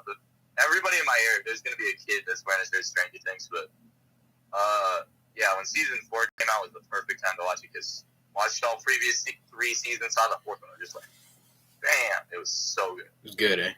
But yeah, it's like I'd say like number one show of this generation currently, because like I listened to them off. There's like Cobra Kai, Mandalorian, and Stranger Things, and I'm thinking like Cobra Kai is slowly drop off just a bit. It's not that great, as good, and then Mandalorian had a major drop off. So like Stranger Things is like the one thing of our generation is sort of standing for shows. Right. Yeah, Cobra Kai. Look, where's Cobra Kai gone?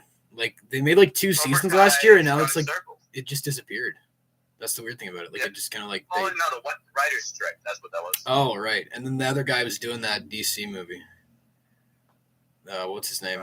Oh yeah, Miguel O'Hara is the guy that played Miguel O'Hara's the Blue Beetle movie. I actually watched that because it's DC, and I was just like, this is like the most basic 7 out of 10. That's what I heard. Yeah, everyone was like, this is the most like basic movie. Like it's not as like I saw Shazam 2, and I'm like, this is like as mid as a movie could potentially ever become. But Blue Beetle was like just the basic. It was just like there. Flash was good. And then we got DC rebooting it next year, so that's. Oh yeah, with James Gunn. Yeah, I really hope that because they're going to be selling the entire DC rights again in 2 years. I hope that it doesn't get destroyed again. DC's already a mess, a major mess. Oh yeah, like that was so weird. Like I didn't even watch it, but didn't they do some big thing where they were like Henry Cavill's back, and then like they immediately let him go again? Yeah, it was. I watched it once again. I was trying to catch up on DC movies. Black Adam. That's the like one, yeah. The best thing about Black Adam, other than like this guy that's sort of like semi-Doctor Strange and has a gold helmet. Other than that, there's the ending where Henry Cavill shows back and everybody's like, yeah! And then 2 months later, everything's deleted. It was like, what was the point of this? That was funny. Yeah, The Rock was like, there's going to be major changes in DC headquarters, and then there is, but it's not what you wanted. It's just like, see you, Henry. Bye. Thanks for coming out. Yeah, thanks for doing that cameo for like 5 seconds and then never showing up again. Thanks for showing up as a weird CG blob in the Flash. Yeah, we'll see. And poor DC, the major mess that they've made of their movies. I'm trying to think of the last DC movie that I watched. I think it was the freaking Wonder Woman second one. Wonder Woman 2, that's not a good movie. That was a bad movie. But yeah, I just watch them because, I don't know. Might as well. All the DC movies I've seen now, every Marvel thing I've seen. I saw the Secret Invasion show. Oh, was that bad? Oh. It's like most of the Marvel shows where it's like the acting is good. Like it's Samuel L. Jackson. Yeah. The acting is good. There's some cool concepts, but the 6th episode is literally like a big MCU. I saw the thing where it was like Emilia Clarke with like the Drax arm or something. Yeah, you saw that for like the Honest trailer or whatever. Yeah, it was hilarious. But I was like, what is that? It just looks so weird. The thing, Emilia Clarke, they broke the universe pretty much. They gave her every superhero power ever. They got it so that you could give it a scroll, and they gave it to the villain of the show and Emilia Clarke. And they duked it out. She killed him, and now she has every Avengers power from Endgame. So she has Ant-Man, she has Captain Marvel, she has the whole. Wait, if they have both of the same powers, how does she kill him? I don't know. She used the powers better. She used the powers better. I haven't even watched this thing. I'm just asking. Like I don't even know what happened. But it's like that sounds hilarious. Super Mario Bros. If you choose the same character, one of you's got to win. One of you's got to shoot the superpower. To take advantage of the powers. Oh man, that sounds. Yeah, that was like. The more I think about it, just the more it just stinks. Oh, like, yeah, I just heard like every terrible thing possible about that show. I was like, I'm never gonna watch this. Yeah, Marvel is Marvel. What you do? And then we got the Marvels coming out. Oh, I forgot that was happening. Yeah, I did too. I saw a trailer for it today, and I'm just like, hey, I haven't thought about that movie for like 2 months. What is like, yeah? But the thing that sort of killed the rest of this year for me, where I'm like, oh boy. Dune 2 get in. Oh, it got delayed, right? Yeah. Yeah, I feel that's really unfortunate. That was a shame, yeah, because the first one was. I need to rewatch the first one, actually. That was a good one. Yeah, my sister, like, 2 weeks ago, we didn't know what to watch. She's so weird with. She was just like, Netflix, I'm going to go watch that. like 2.5 hours. Is it working again? I think it's Am I gone. back? Yeah, I think you're back. It's a bit odd. Yeah. Yeah. It was, I was just saying, I thought Dune was longer than 2.5 hours. I thought it was like 3 hours. it might be. I don't know. Last year we had a lot of 3-hour movies. Had Elvis, The Batman, Babylon. Oh yeah. I feel like there was a lot more. This year there's been a lot Avatar. of pretty long movies too. It was the year of really long movies. And this year too, right? Like you've got Mission Impossible and Spider-Verse. Like Spider-Verse is the longest animated movie ever, right? Yep. And then there was like Beau is Afraid, which was like 3 hours long. I haven't seen that. I should watch it. Another movie that I saw. I don't know. Yeah, you probably haven't seen any Ari Aster films, but I try to watch like the A24 movies. So like I try to watch them, but yeah, he did Hereditary, which was very good. Yeah, I've heard about horror film. Very like majestic and whatever, and there's Midsummer with Florence Pugh, which was once again majestic. I might actually like it more than Hereditary in retrospect. And then Beau is Afraid, which everybody was just like, no, but I thought I'd heard moderately good things about it. You heard what? I thought I'd heard like moderately good things about it. I didn't know that it was bad. Yeah, there's people that love it and people that hate it. I've seen 10 out of 10s and I've seen 1 out of 10 stories all over the board, and I was like 7.5. I enjoyed it, although it was, it's an experience. It's a lot.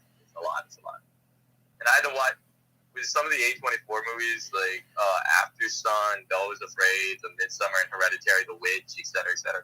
I gotta like watch like a YouTube ending explain video to get like, oh, so this is what they were going for. Yeah, it's like, what was this? Yeah, so I had to do that for it. And I was like, oh, that makes sense, kinda. Yeah, it's like kind of, not really. It was. I'm glad I watched it, I guess, but it's not expensive. What else came out this year that I watched recently? I've seen a decent amount of movies. I'm surprised I've seen as many movies this year as I have. I've seen like 40 plus. I'm like, whoa. I didn't know I'd done that much. And like last year, I still got like over a dozen more movies to watch. I'm like, I'll see that sometime. Did you see Nimona? Nimona. It's like a Netflix. It's like, it was kind of an interesting one. It was like this animated. It's kind of a weird plot. It's hard to describe the plot, but it's like a medieval thing, but it's like futuristic, and it's got friggin' what's the guy, Riz Ahmed, the guy. What's he been in? I'm trying to think of what he's been in. He was in Rogue One and friggin' Venom and stuff. Oh yeah, that guy. Yeah, and it was kind of like I'm slightly. It's coming back to my brain. Nimona. It was a good one. It was like, some people really loved it. I was like, it was good. I thought it was good. I didn't think it was like amazing, but I was like, I liked it. I liked the animation. I liked the story. It was like. Oh, that's what. Oh, I just clicked in my brain. That's what it was. Oh yeah, I started that one, and then I was just sort of like, I was watching my little brothers, and they were like, I don't like this. Let's watch something else. So we did. Yeah, I had a similar reaction at first, and then it kind of grew on me. I was like, oh, I actually kind of like this. Yeah. I don't know if I'll watch it or not. Again, it's possible, but yeah, I don't know. It's just a bunch of Netflix stuff where I'm like, you know what? That movie had like a weird story though, where like it was originally going to release when like it was like originally like a Blue Sky movie, and then Blue Sky like died, and then they Netflix took the rights to the movie, and it was like there's a whole crazy like that movie wasn't going to get made, and it took like 5 years, and they finally made it. Like it's a crazy whole backstory. Just for this like okay movie. Yeah, it was like what? Like this is weird. Yeah, like Blue Sky has not made like one great movie. I don't think. Maybe the Peanuts movie, but still. Peanuts movie's all right, but like what else? They just made like a bunch of crap. Like I don't even know what else they've made that was like even. Yeah, they made like a ton of Ice Age movies. I ranked all their movies. They did Ice Age. They did Rio. A bunch of random. They weren't a good animation studio. Did they do Despicable Me? No. Nope, that's Illumination. Illumination, right? Okay. Yeah. Like I'm mixing them together. I'm like mixing together the mediocre animated movies. I gotta sort of strain my head because the guy's for Phyllis Productions. He does like all the animation. Oh yeah, he's a funny guy. Yeah, he's a good. Yep. It's like all 30 to 40 whatever DreamWorks movies ranked, and like, oh cool. That was me like 3 years ago. I'm like, wow. like ranking all his movies. DreamWorks is pretty good. They've made like a few stinkeroos, but there were some good ones in there too. Wow, they've done really good. Last year we had another good year for animation, but yeah, they did the Shrek movies, Kung Fu Panda, How to Train Your Dragon, and what's their other big Madagascar? Madagascar. Yeah. They also did Puss in Boots, Last Wish, which is a friggin' great movie. Who could have predicted that? Wow. Honestly, like no joke, that's like my favorite movie I've seen in years. Like, I'm not even kidding. Really? Like, I really love that movie. I've seen it like 3 times now, and I'm like, this is just like the perfect balance of like everything. They just nailed it. And I've seen that, like, I saw that twice, I'm pretty sure. But that, yeah, I was hearing one of my best friend, he was talking about it, and he was saying, like, yeah, it's probably like top 3 animated movies. I was thinking about it, I'm like, nah, I'm gonna say things like, what? Going through it, and then I'm like, yeah, it actually is really good. It didn't make my top 3 last year. Really? It's my favorite from last year. Honestly, that's like the one movie I've given like a 10 out of 10 to. And like, I was like, I'm like, hit the nail right on the head. 5 of last year all got 10 out of 10. We had a very good last year. Yeah. But yeah, let me think. You have seen, without spoiling, because you'll probably eventually watch my really long, whatever, ranking all the movies. But I think you've seen 3 to 4 of those. Puss in Boots is up there. Puss in Boots is definitely pretty great. Yeah, man. Last year was pretty great. This year, not as good. But okay. It's been alright, yeah. There were a few like there hasn't been anything that I've thought was like terrible, really. Like I haven't seen. Yeah, I got that same feel too. Because last year I was watching so many movies, and then this year, like the worst movie that I saw this entire year for the longest time was just some random movie I saw in theaters with my youth that they brought up to me to watch it. It was like Abraham. And I was, Huh. It was like they're like, we made this for like $20,000, and they're like, this is like 10% of what a normal movie is made for, and I'm just watching it. Oh, it's a long, not that great movie. Yeah, like last year we had Morbius, so that's that ends that. No, Morbius with the amount of horrible movies that I've seen, Morbius is just, it's not exactly in the Howard the Duck section where it's actually good because it's so stupid and bad, but it's definitely a lot more watchable than a lot of bad movies. I don't know. I said maybe you're right. Actually, like I didn't hate the experience of watching it, to be honest. Like I thought it was funny. Like it was like funny bad. I thought it was. Yeah, whereas like Ahsoka is bad to some extent, and then has good pieces to it, and it's all that. Morbius is just all bad. But it's hilarious. So just yeah, like that's the thing for me is like Ahsoka's like bad, but it's just like boring bad. Like Morbius is like funny bad. You could make this better. Yeah. All these things. It doesn't. Usually, the movies that are the most entertaining that are bad are either the superhero ones or the ones where the directors just go for it and try to do something crazy, and you're like, that was bad, but it was really funny bad. Yeah. Interesting. That's why I like A24 movies, because they've done that made it. I saw this movie from him, Inside. It came out 2021. Oh, is that like about the COVID pandemic? Was that what that was about? It was like the lockdown. It was about the guy that stayed inside for 2020. Yeah, yeah. And I just watched it, and I just was like, whoa. It was that I spent 2020 just watching movies and stuff, No Way Home, because my number one and all this stuff, and Dune came out. Like, this random movie about this guy spending a few months inside makes my number one. Yeah. And it's now made it to, like, my top 5, I think, top 5 movies of all time. It's like, this is a random movie about this guy staying inside. And then I show it to, like, my family and my sisters and all my friends, and, like, most of the time they're like, this is good, but I don't get why you like it so much. But I remember last year I recommended, a few months ago, Garth Marenghi's Dark Place, and you probably didn't see that one at this point. I think I might have seen some of it. I'd have to go back. I think It's a weird thing. As time has gone on, I'm like, did I really like that as much? But one of the guys in that was actually in the Wes Anderson shorts. He was, oh, really? I think, the guy that's narrating most of Poison. Oh, okay. Yeah, he was the new guy that you didn't really recognize probably, but he was in Dark Place. But this time I'm going to recommend Inside. Like, man, that surprised me. I should. Where do you know if it's like streaming on anything? Oh, it's on Netflix. Oh, is it? Okay, then I should watch that. Yeah, it surprised me. Like Bo Burnham, he he directed. Yeah, he did a bunch of musical stuff, and then he did these specials, comedy specials, which I've seen all of them now. And then he made 8th Grade, and then he did this special. And yeah, Inside's the one that I could guarantee is very good. Okay, yeah, I should watch that. Stuff. It's just this one guy, and it's like incredible. But yeah, that surprised me so much. That does sound good. It sounds very compelling. Yeah, I've seen it like 8 or 9 times in the past, I don't know, 4 months. No, 5 to 6 months. So You have studied it. You know the art really that is inside. You're well versed. I know this one guy. And then, what's the other? Thought of something else.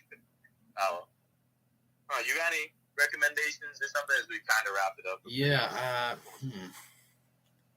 I don't know. I'm trying to think of anything I've been watching.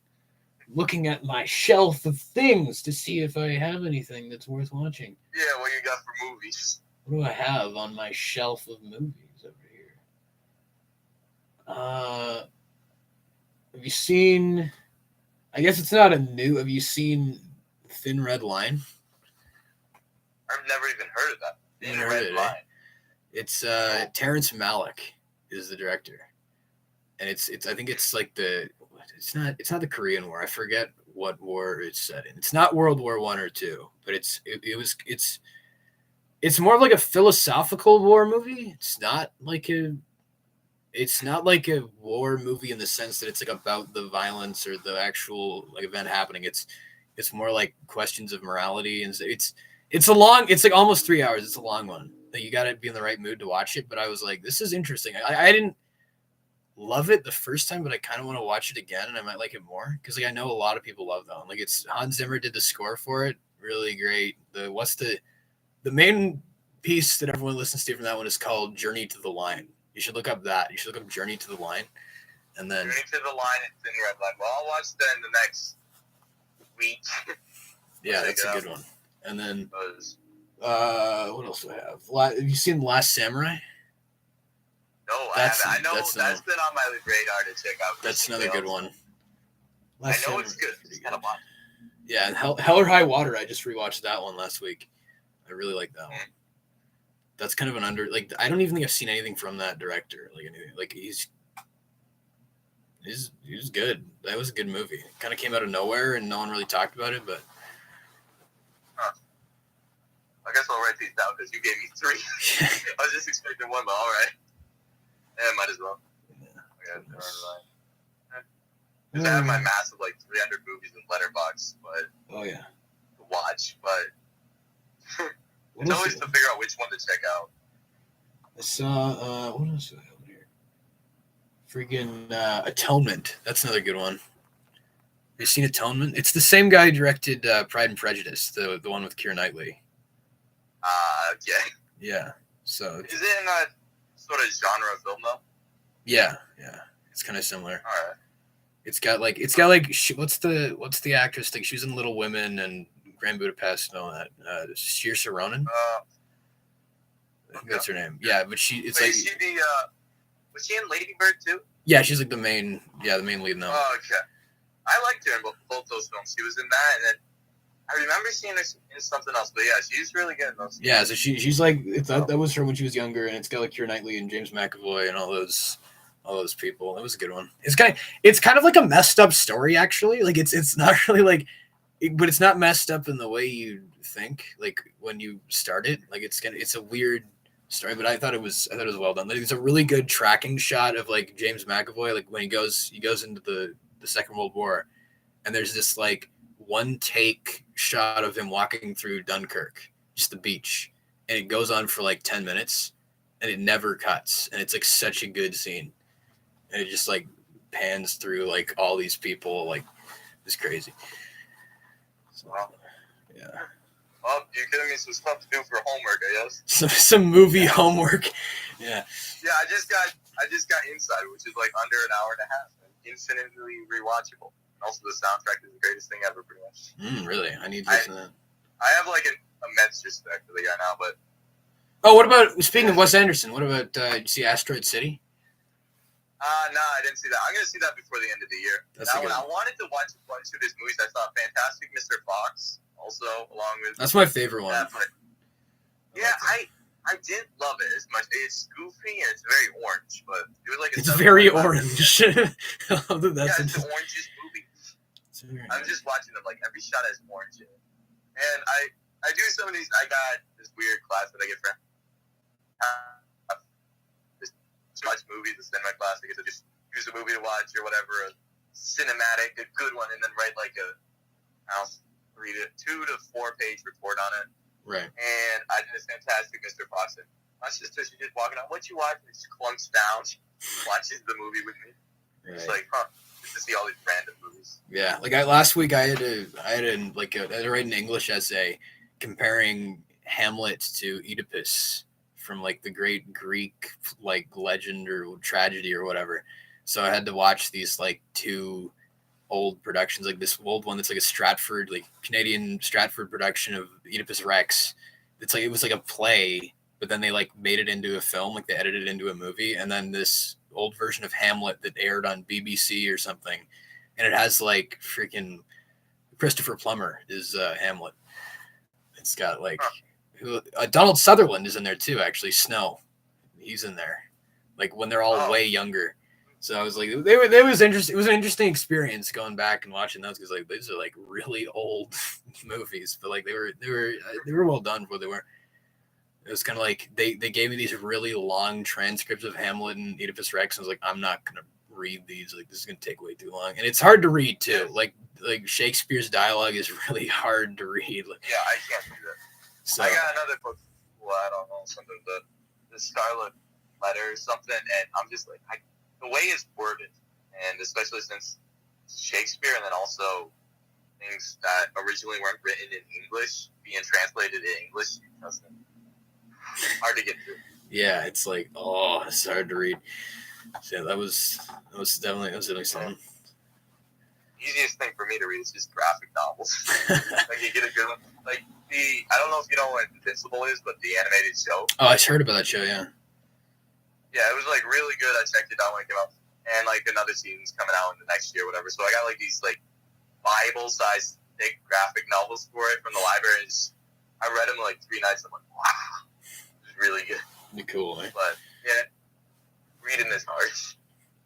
Can be, depending on like the style, right? Because like, that's something I had, like even the Hunger Games too. Like I had a bit of trouble getting into that too. Like the way that they write it from like the POV of the character, like it's inside their head for a while. I was like, this is a bit jarring to read when you're just experiencing the story inside one person's head. It's like, okay.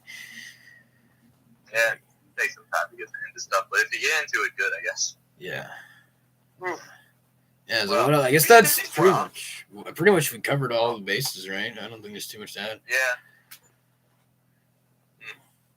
Yeah. Anything else to mention? Any other plan? What are you working on? What are you working on, videos or? Well, I got my big thing checking out everybody's content for different stuff. Whoever subscribed to me and like other smaller YouTubers, getting them all together and doing my 2022 ranking, and then from there, we'll see. Whatever I feel like. I'm not feeling like doing as much like individual movie reviews, more like a franchise review, or studying something.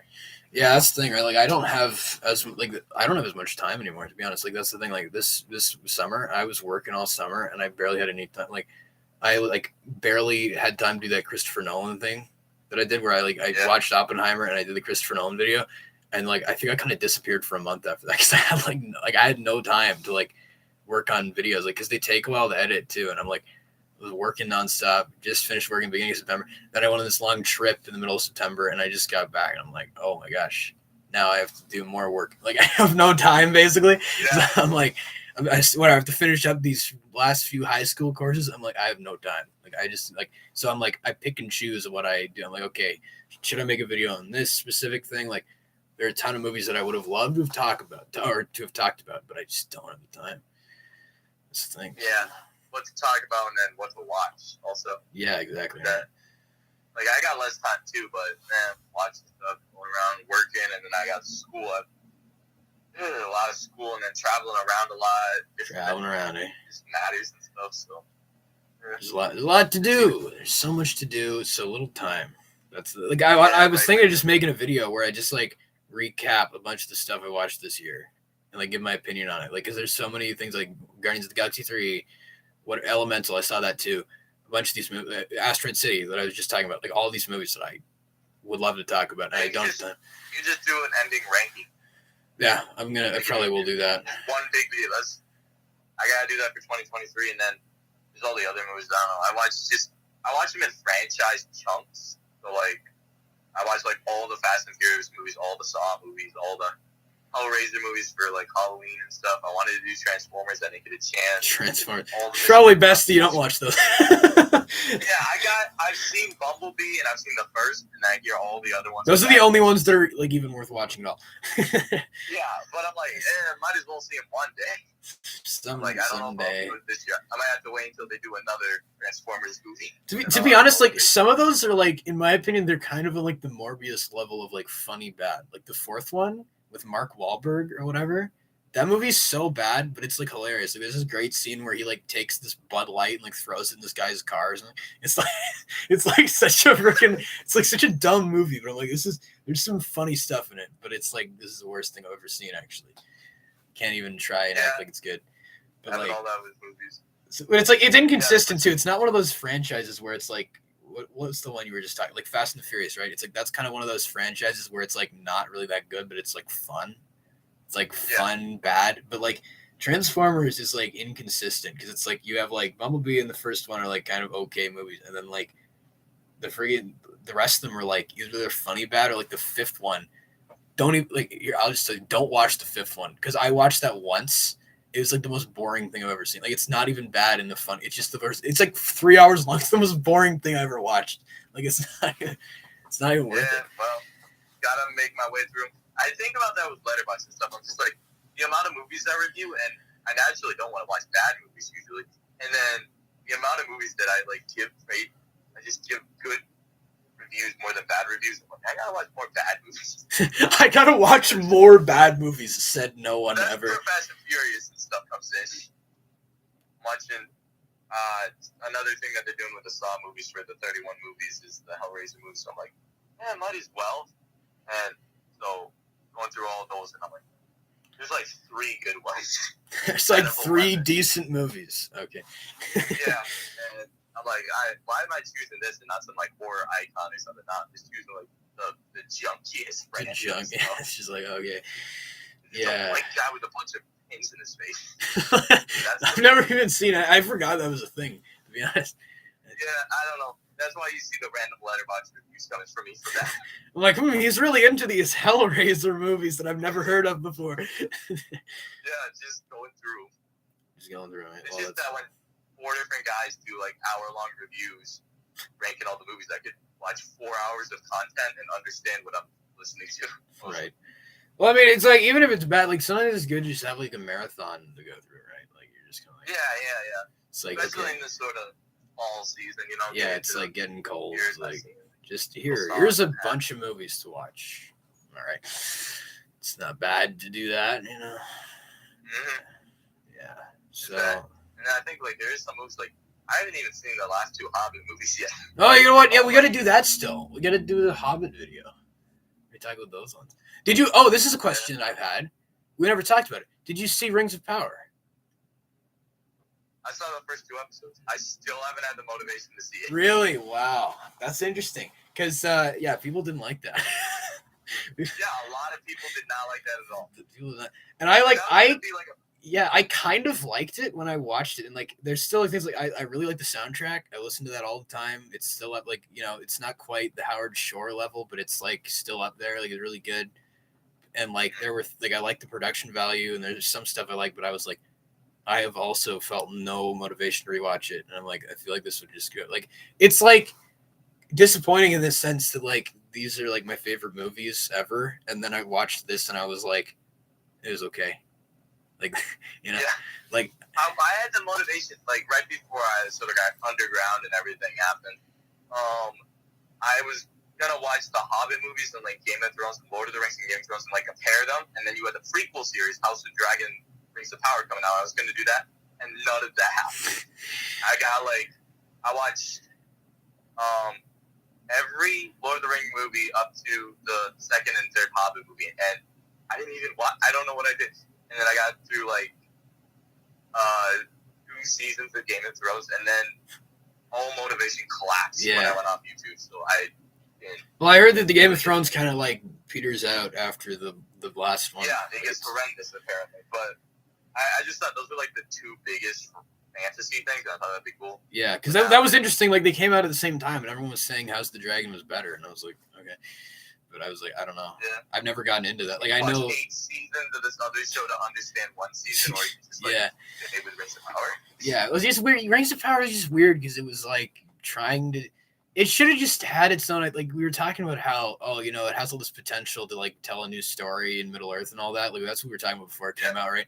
And it's like but it feels like it's another one of these things that relies really heavily on like referencing this and that, and it was kind of boring. Like it was like. Oh, like the randomly, it's this weird thing where like the Balrog randomly pops up and it's like, oh, well, look, it's the Balrog. And then nothing happens. Like it doesn't go anywhere. They're just like, remember the Balrog? I'm like, yeah, I do. But like, why is it here? Like, it's all these things where it's like. I remember seeing that in the trailer. So I'm like, well, how's that going to incorporate? Like you see it and you look, this looks expensive. This looks cool, but what does it mean? It had like no significance in the plot. Like it didn't, it didn't need to be there at all. A ton of stuff like that where it was just like referencing like oh look at like here's the creation of Mount Doom, or like how do you mind if I spoil it? Do you know the twist about the guy? No, spoil it. The guy this guy who like teams up with Galadriel, whatever the hell his name is like, oh, he's Sauron, and everyone was saying he was gonna be Sauron, and it's like, whoa, he's Sauron, everyone's seen that coming, and it was just kind of like, okay, like it's just this guy. He's just like, okay, so this guy's Sauron. Like all these things where it's like these twists they were trying to play up, and it was just kind of like. It just wasn't that interesting. It was just like it was okay. Like that's the thing. It's like I didn't even dislike it necessarily, but I was like everything about it was just like it happened. Like it was there. Like I don't know. Yeah, especially just seeing the first 2 episodes. I'm like the level of what this looks like, especially like how it's all shot, how much money they put into it, looks insanely epic. But it's sort of like if you go to the plot, it's like the same thing as maybe Ahsoka and like. Maybe to me it's not quite as bad as that, but like you're right. It's just kind of like these. It's the same thing they always do, where it's like, okay, look at this image, look at this cool image, and look like the music's cool, right? Listen to this awesome music, and then you're like, wait, but the script sucks. Like it's the same thing. It's just like this isn't that actually that well written. Like the thing, like they have Elrond or whatever, like Elrond's there, and he's got like his dwarf friend. And they keep talking about how they have this great history, like we're best buddies, Elrond and I, and like you never see anything from their past or how they met or their relationship at all. And it's just like they plot hinges so heavily on that, and I'm like, I don't care. Like who's this guy? They do a lot of that where they're like, here's this character that you're supposed to care about. I'm like, who's this random elf guy? Like you don't learn anything about him. Like he's just there. Like he's like this facade of Legolas. Like how Legolas was cool. It's like. It's just like I'm cool, right? But like in the Hobbit, they actually give Legolas depth as a character, and in the Rings of Power show, it's just elf guy, and he's just like the cool elf guy. Like, he's the Legolas stand-in character. Like it's just kind of like they could have done a lot more with it than they did. Like they tried to pull from the Silmarillion or whatever, but they cherry picked certain things they wanted and didn't do other things, and they just made this kind of hodgepodge story that came and went and wasn't that compelling. Like I don't know. I mean, I would recommend watching it at some point to kind of form your own opinion on it, but I don't know. I'm gonna watch it eventually. But from what I saw, it looked cool, but I didn't have motivation to watch the rest of it whenever I got the opportunity. I can't say blame you.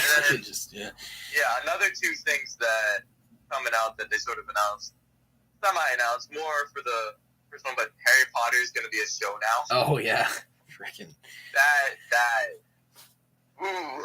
Yeah, I don't know. It's like, wow. Well, to me, it's like okay, yeah, it's like why do we need to do this? Like the movies were fine. Why are we doing it? Yeah, like. And then, the other thing was Lord of the Rings. They're coming out with a new trilogy. Are they? I heard they were making that movie, The War of the Rohirrim or whatever. I didn't know they were making it. I don't know what they're doing, but they're doing something with Lord of the Rings in it. I don't remember because so many months ago and it was really vague what they were working on, but they're definitely doing another movie beat Lord of the Rings. And I'm just like, what's happening? What are we doing? Just let it be. You had 6 good movies. Just leave them 6 good movies that made a good amount of money, did great at the Oscars for one of them, and a lot of people enjoy. 2 of them won. Wait, which one? Yeah, Return of the King won like every Oscar, right? And then that swooped in. Because like it was crazy like watching the Oscars this year because like I realized Everything Everywhere All at Once is the first one to have won like 11 Oscars since Return of the King. The first one. Yeah, that A24 completely ruled the Oscars. They got everything with Everything Everywhere All at Once, which I really enjoyed. Yeah, same. And then The Whale, which I also really enjoyed, made Best Picture. So like A24 dominated. So yeah. I don't know.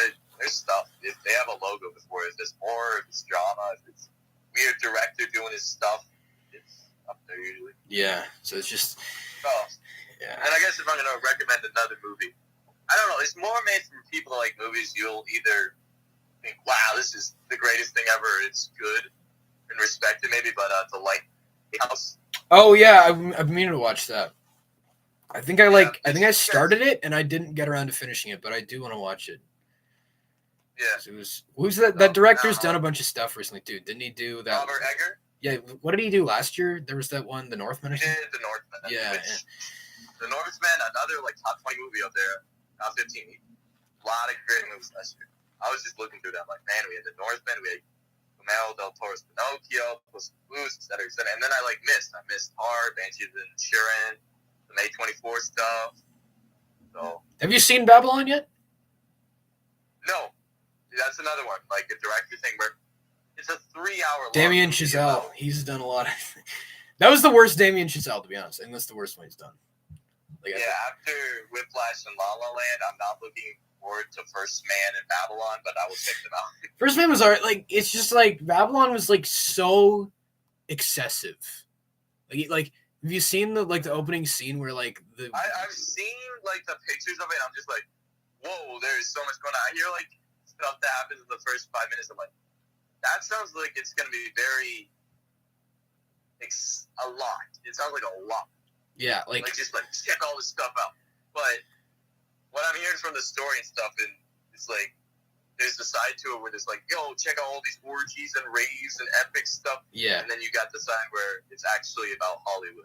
Yeah, like that was interesting, but I feel like it was just like you just went too far. I think it's like there's a point where like you go all out and it kind of like undermines the thematic material you're going for. And to me it kind of like I liked the movie, but I was just kind of like I don't think I'm gonna rewatch this. Like this was too much. Like especially the 3-hour long movies. Like, yeah. I see reviews for Killers of the Flower Moon coming out and like they say it's 3 hours and 20 minutes. I'm like, that movie's got to be so long nowadays. Yeah, it's like, I'm fine with it for like 2 amazing movies a year, but the rest of it. It's like every movie now is like 3 hours long. It's like, oh, okay. Yeah, and good thing most superhero movies that 3 hours long. They don't usually crack that. Like all the long dramas can be, but now the directors like Damien Chazelle and Ari Aster, they're getting Martin Scorsese, they're all coming out with 3-hour long masterpieces or whatever. It's like, oh no, I can't handle this. Too much. Too many movies. Yep. Yeah. And the thing is, there's definitely people that are like, yeah, 10 out of 10, I loved it. But if it doesn't work, you're just being dragged along. It's just like, it's too much. Like the thing is, I just rewatched all the Indiana Jones movies, and I'm like, I've seen stuff. I haven't seen the new one yet, but I'm like, oh, I don't know about this. Like, I've heard good things, I've heard bad things. I'm like, I don't know about that. Yeah, that's another one where it's like, it's not on Disney Plus yet, so I'm not gonna say it yet. But wait, is it? I don't think it is. I don't know. I don't think so. Yeah, but it's like it was about to come out, and it was gonna be like this big thing. I was gonna check out all the Indiana Jones movies, and then just sort of like you don't hear a thing about it. Everybody's like, it's not that good. Yeah, it just kind of disappeared. Like, I don't know. I really love Raiders of the Lost Ark and Last Crusade. Those are like same top tier adventure movies. Temple of Doom is a fun adventure movie. It's like the same thing as like Rogue Nation. Just kind of there, yeah. Ghost Protocol. It's like good enough. And then Kingdom of whatever was Kingdom of Crystal Skull. No. Nope. Just like, The swinging with the monkeys and stuff. No. I didn't care for it. That was no. It was like I didn't even hate it, but I'm like, yeah, it's not like it's not everything. It's like he just went too far. Steven Spielberg, he just went too far. It's just like, yep. Like it just sort of it got to be the nuclear bomb fridge thing. I was fine with that. I had no problem with Indiana Jones surviving a nuclear bomb. I mean, yeah, I guess he did jump out of a plane on a blow up raft or whatever. Like that was pretty ridiculous too. Yeah, that kind of is just like fun Indiana Jones stuff. But I'm hearing the 5th one's coming out, and I was sort of last time we talked about like, yeah, James Mangold is going to be doing the new Indiana Jones movies, doing so many good movies. Then I look up his filmography, and I'm like, he did the Wolverine. I didn't like that. He did Indy 5, which a bunch of people haven't liked, and nobody's been like, oh, it's great. So he did like 2 great movies, and then kind of a bunch of other mediocre stuff.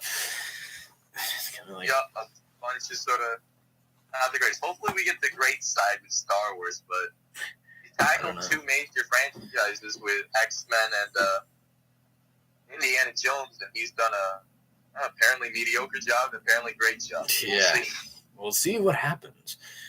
I don't know. Yeah, you gotta watch some of those Nolan movies, eh? Yeah, the Nolan movies. I'm looking forward to Nolan because I just haven't had an opportunity. Oppenheimer, I'll check out when it comes out. Memento, looking forward to. Insomnia, I'll check it out. Like Robert. I really like that movie a lot. It's that really one's good. underrated. Oh, no, Al Pacino, not Robert. Al Pacino's good in that one. Yeah, it's an underrated one. I like the one a lot. Other than Tenet, you gotta check out Tenet. Tenet was like bad. I just hope it looks cool. I already know I'm putting subtitles on. I already know. I've heard. Yeah, it's just so loud. It's like, what the frick? Yeah, I've heard of all the stuff from Tenet, but then there's like this underground civilization of people that actually are like, it is actually the best Nolan. I've heard that like, too. 3 people that I've heard say it's the best one. I'm like, yeah. Wow. To me, it's like the worst of his style. It's like, oh, here's the time meddling with time thing, but it doesn't make any sense, and it's just like it looks cool, but that's all it has going for it. It's like, oh, it's got cool action, and the story is like terrible, and the characters, like the guy's called the protagonist, he doesn't even have a name. It's like, okay, don't care about him. Like, yeah, I'm fine with the guy just being the protagonist. I'll see how it is, but I don't think about it right now. But Christopher Nolan, he's probably my favorite director because. Top 5 movies. In my top 5 is The Dark Knight at number 1 and Inception at number 5. So, like... He's good, director. Yeah, him and then James Cameron, I usually say, but James Cameron, boy. I just saw an interview from him, and he's like, yeah, so we shot Avatar 2, and then we shot all of Avatar 3 and a bit of Avatar 4 with it. So those movies, Avatar 3 is fully shot right now. Avatar 4 is, like, halfway done. I was like, wow.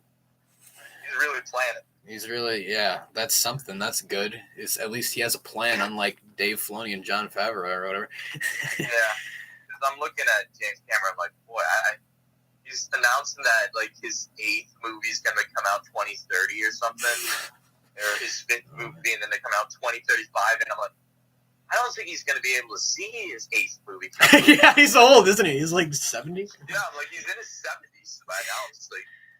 We'll see how long these guys survive. Martin Scorsese, he's almost 81, and he's still doing movies. But James Cameron's planning like 6 more movies. This guy's old. Yeah. He's really putting a lot of money. Yeah. I don't know. The one director I still really like is what the frick is his name? Sam Mendes. Still like Sam Mendes. That sounds really familiar. He did 1917. He did what else did he do? He did Spectre and Skyfall, the James Bond ones. Oh, yeah. He did last year. He did Empire of Light. I'm not sure if you saw that one, but I actually really like that one. I heard about it. I didn't see it. It got bad reviews, but I got moderate reviews, but I actually really liked that one. That was actually pretty good. I thought so. Yeah, that guy. Okay, I might check some. I know you have your whole time like love for 1970s. Infinity is like my favorite movie. Up there with Return of the King. Return of the King is like, it's like. Oh yeah, it's obviously like Return of the King. Everything in the little Lord of the Rings trilogy beats it easily for me. But I still respect 1917. Like, yeah, I'll show that to my dad one day, and he'll be like, "Cool." That's about what the movie is. Yeah. So I don't know what he has planned, but I'll watch it. I'm down for it, whatever it is. Yeah, it's always interesting to see these directors. Like the Robert Eggers guy, he's done the 3 movies, The Northman, which was a good action, just Vikings slicing each other's heads off movie. There's The Lighthouse, Prestige, very good, like 10 out of 10. And then he did The Witch, his first movie, which is the accents of that movie is so weird. But Pilgrims and Witches, the movie, and a ram. And so he's coming out with like a, I don't know if it's actually going to be black and white, but the poster is, and it's like I'm getting vibes from like the Universal's monsters, Jekyll and Hyde, like Frankenstein sort of thing. Okay. Like that. I don't know. Sounds kind of interesting, yeah. It's crazy that some of these directors, so Jordan Peele, the guy that did Nope, Get Out, and Us, Robert Eggers, Ari Aster, they do like under 5 movies. They're like, oh yeah, I need to watch more of the movies that freaking what's his name, Jordan Peele did. Because I've only seen Nope. That's the only one I saw. Yeah, like Nope is a good movie, but Get Out is like his top movie right there. I do need to watch. I see breakdowns, and Jordan Peele was explaining some of his stuff, and somebody was asking a question: if the cereal that a girl is having from her bowl represented races, milk and black, and he's like, nah, that wasn't intentional, because everybody's breaking everything down in this movie with symbolism. But yeah, Jordan Peele, I liked him. I did it my sort of binge of his movies last year, for a year and 2 months ago for Nope, and good movies. Yeah, I heard mixed things about Us, but it's probably good. I don't know.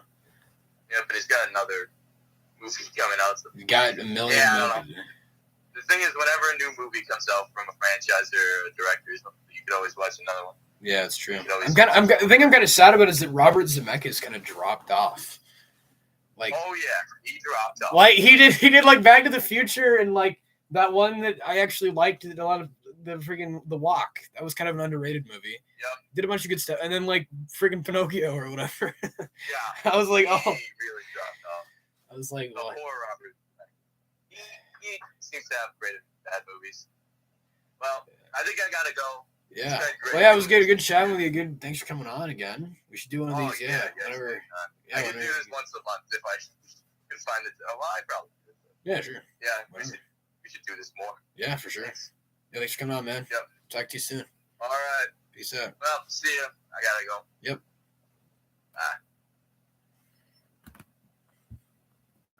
Bye. Alrighty. Well, thanks for tuning in, everyone who watched. And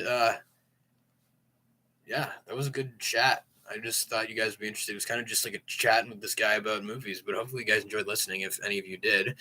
And hopefully you enjoyed seeing my face, because you'll be seeing a lot more now. No, I probably not, but there you go. It's my face. It's my face, everyone. It's my face.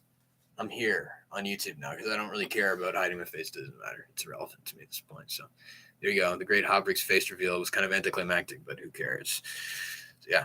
Once again, thanks everyone. Thanks again, Braden. If you rewatch this, thanks for joining and chatting with me. And thanks for joining in and listened to the chat.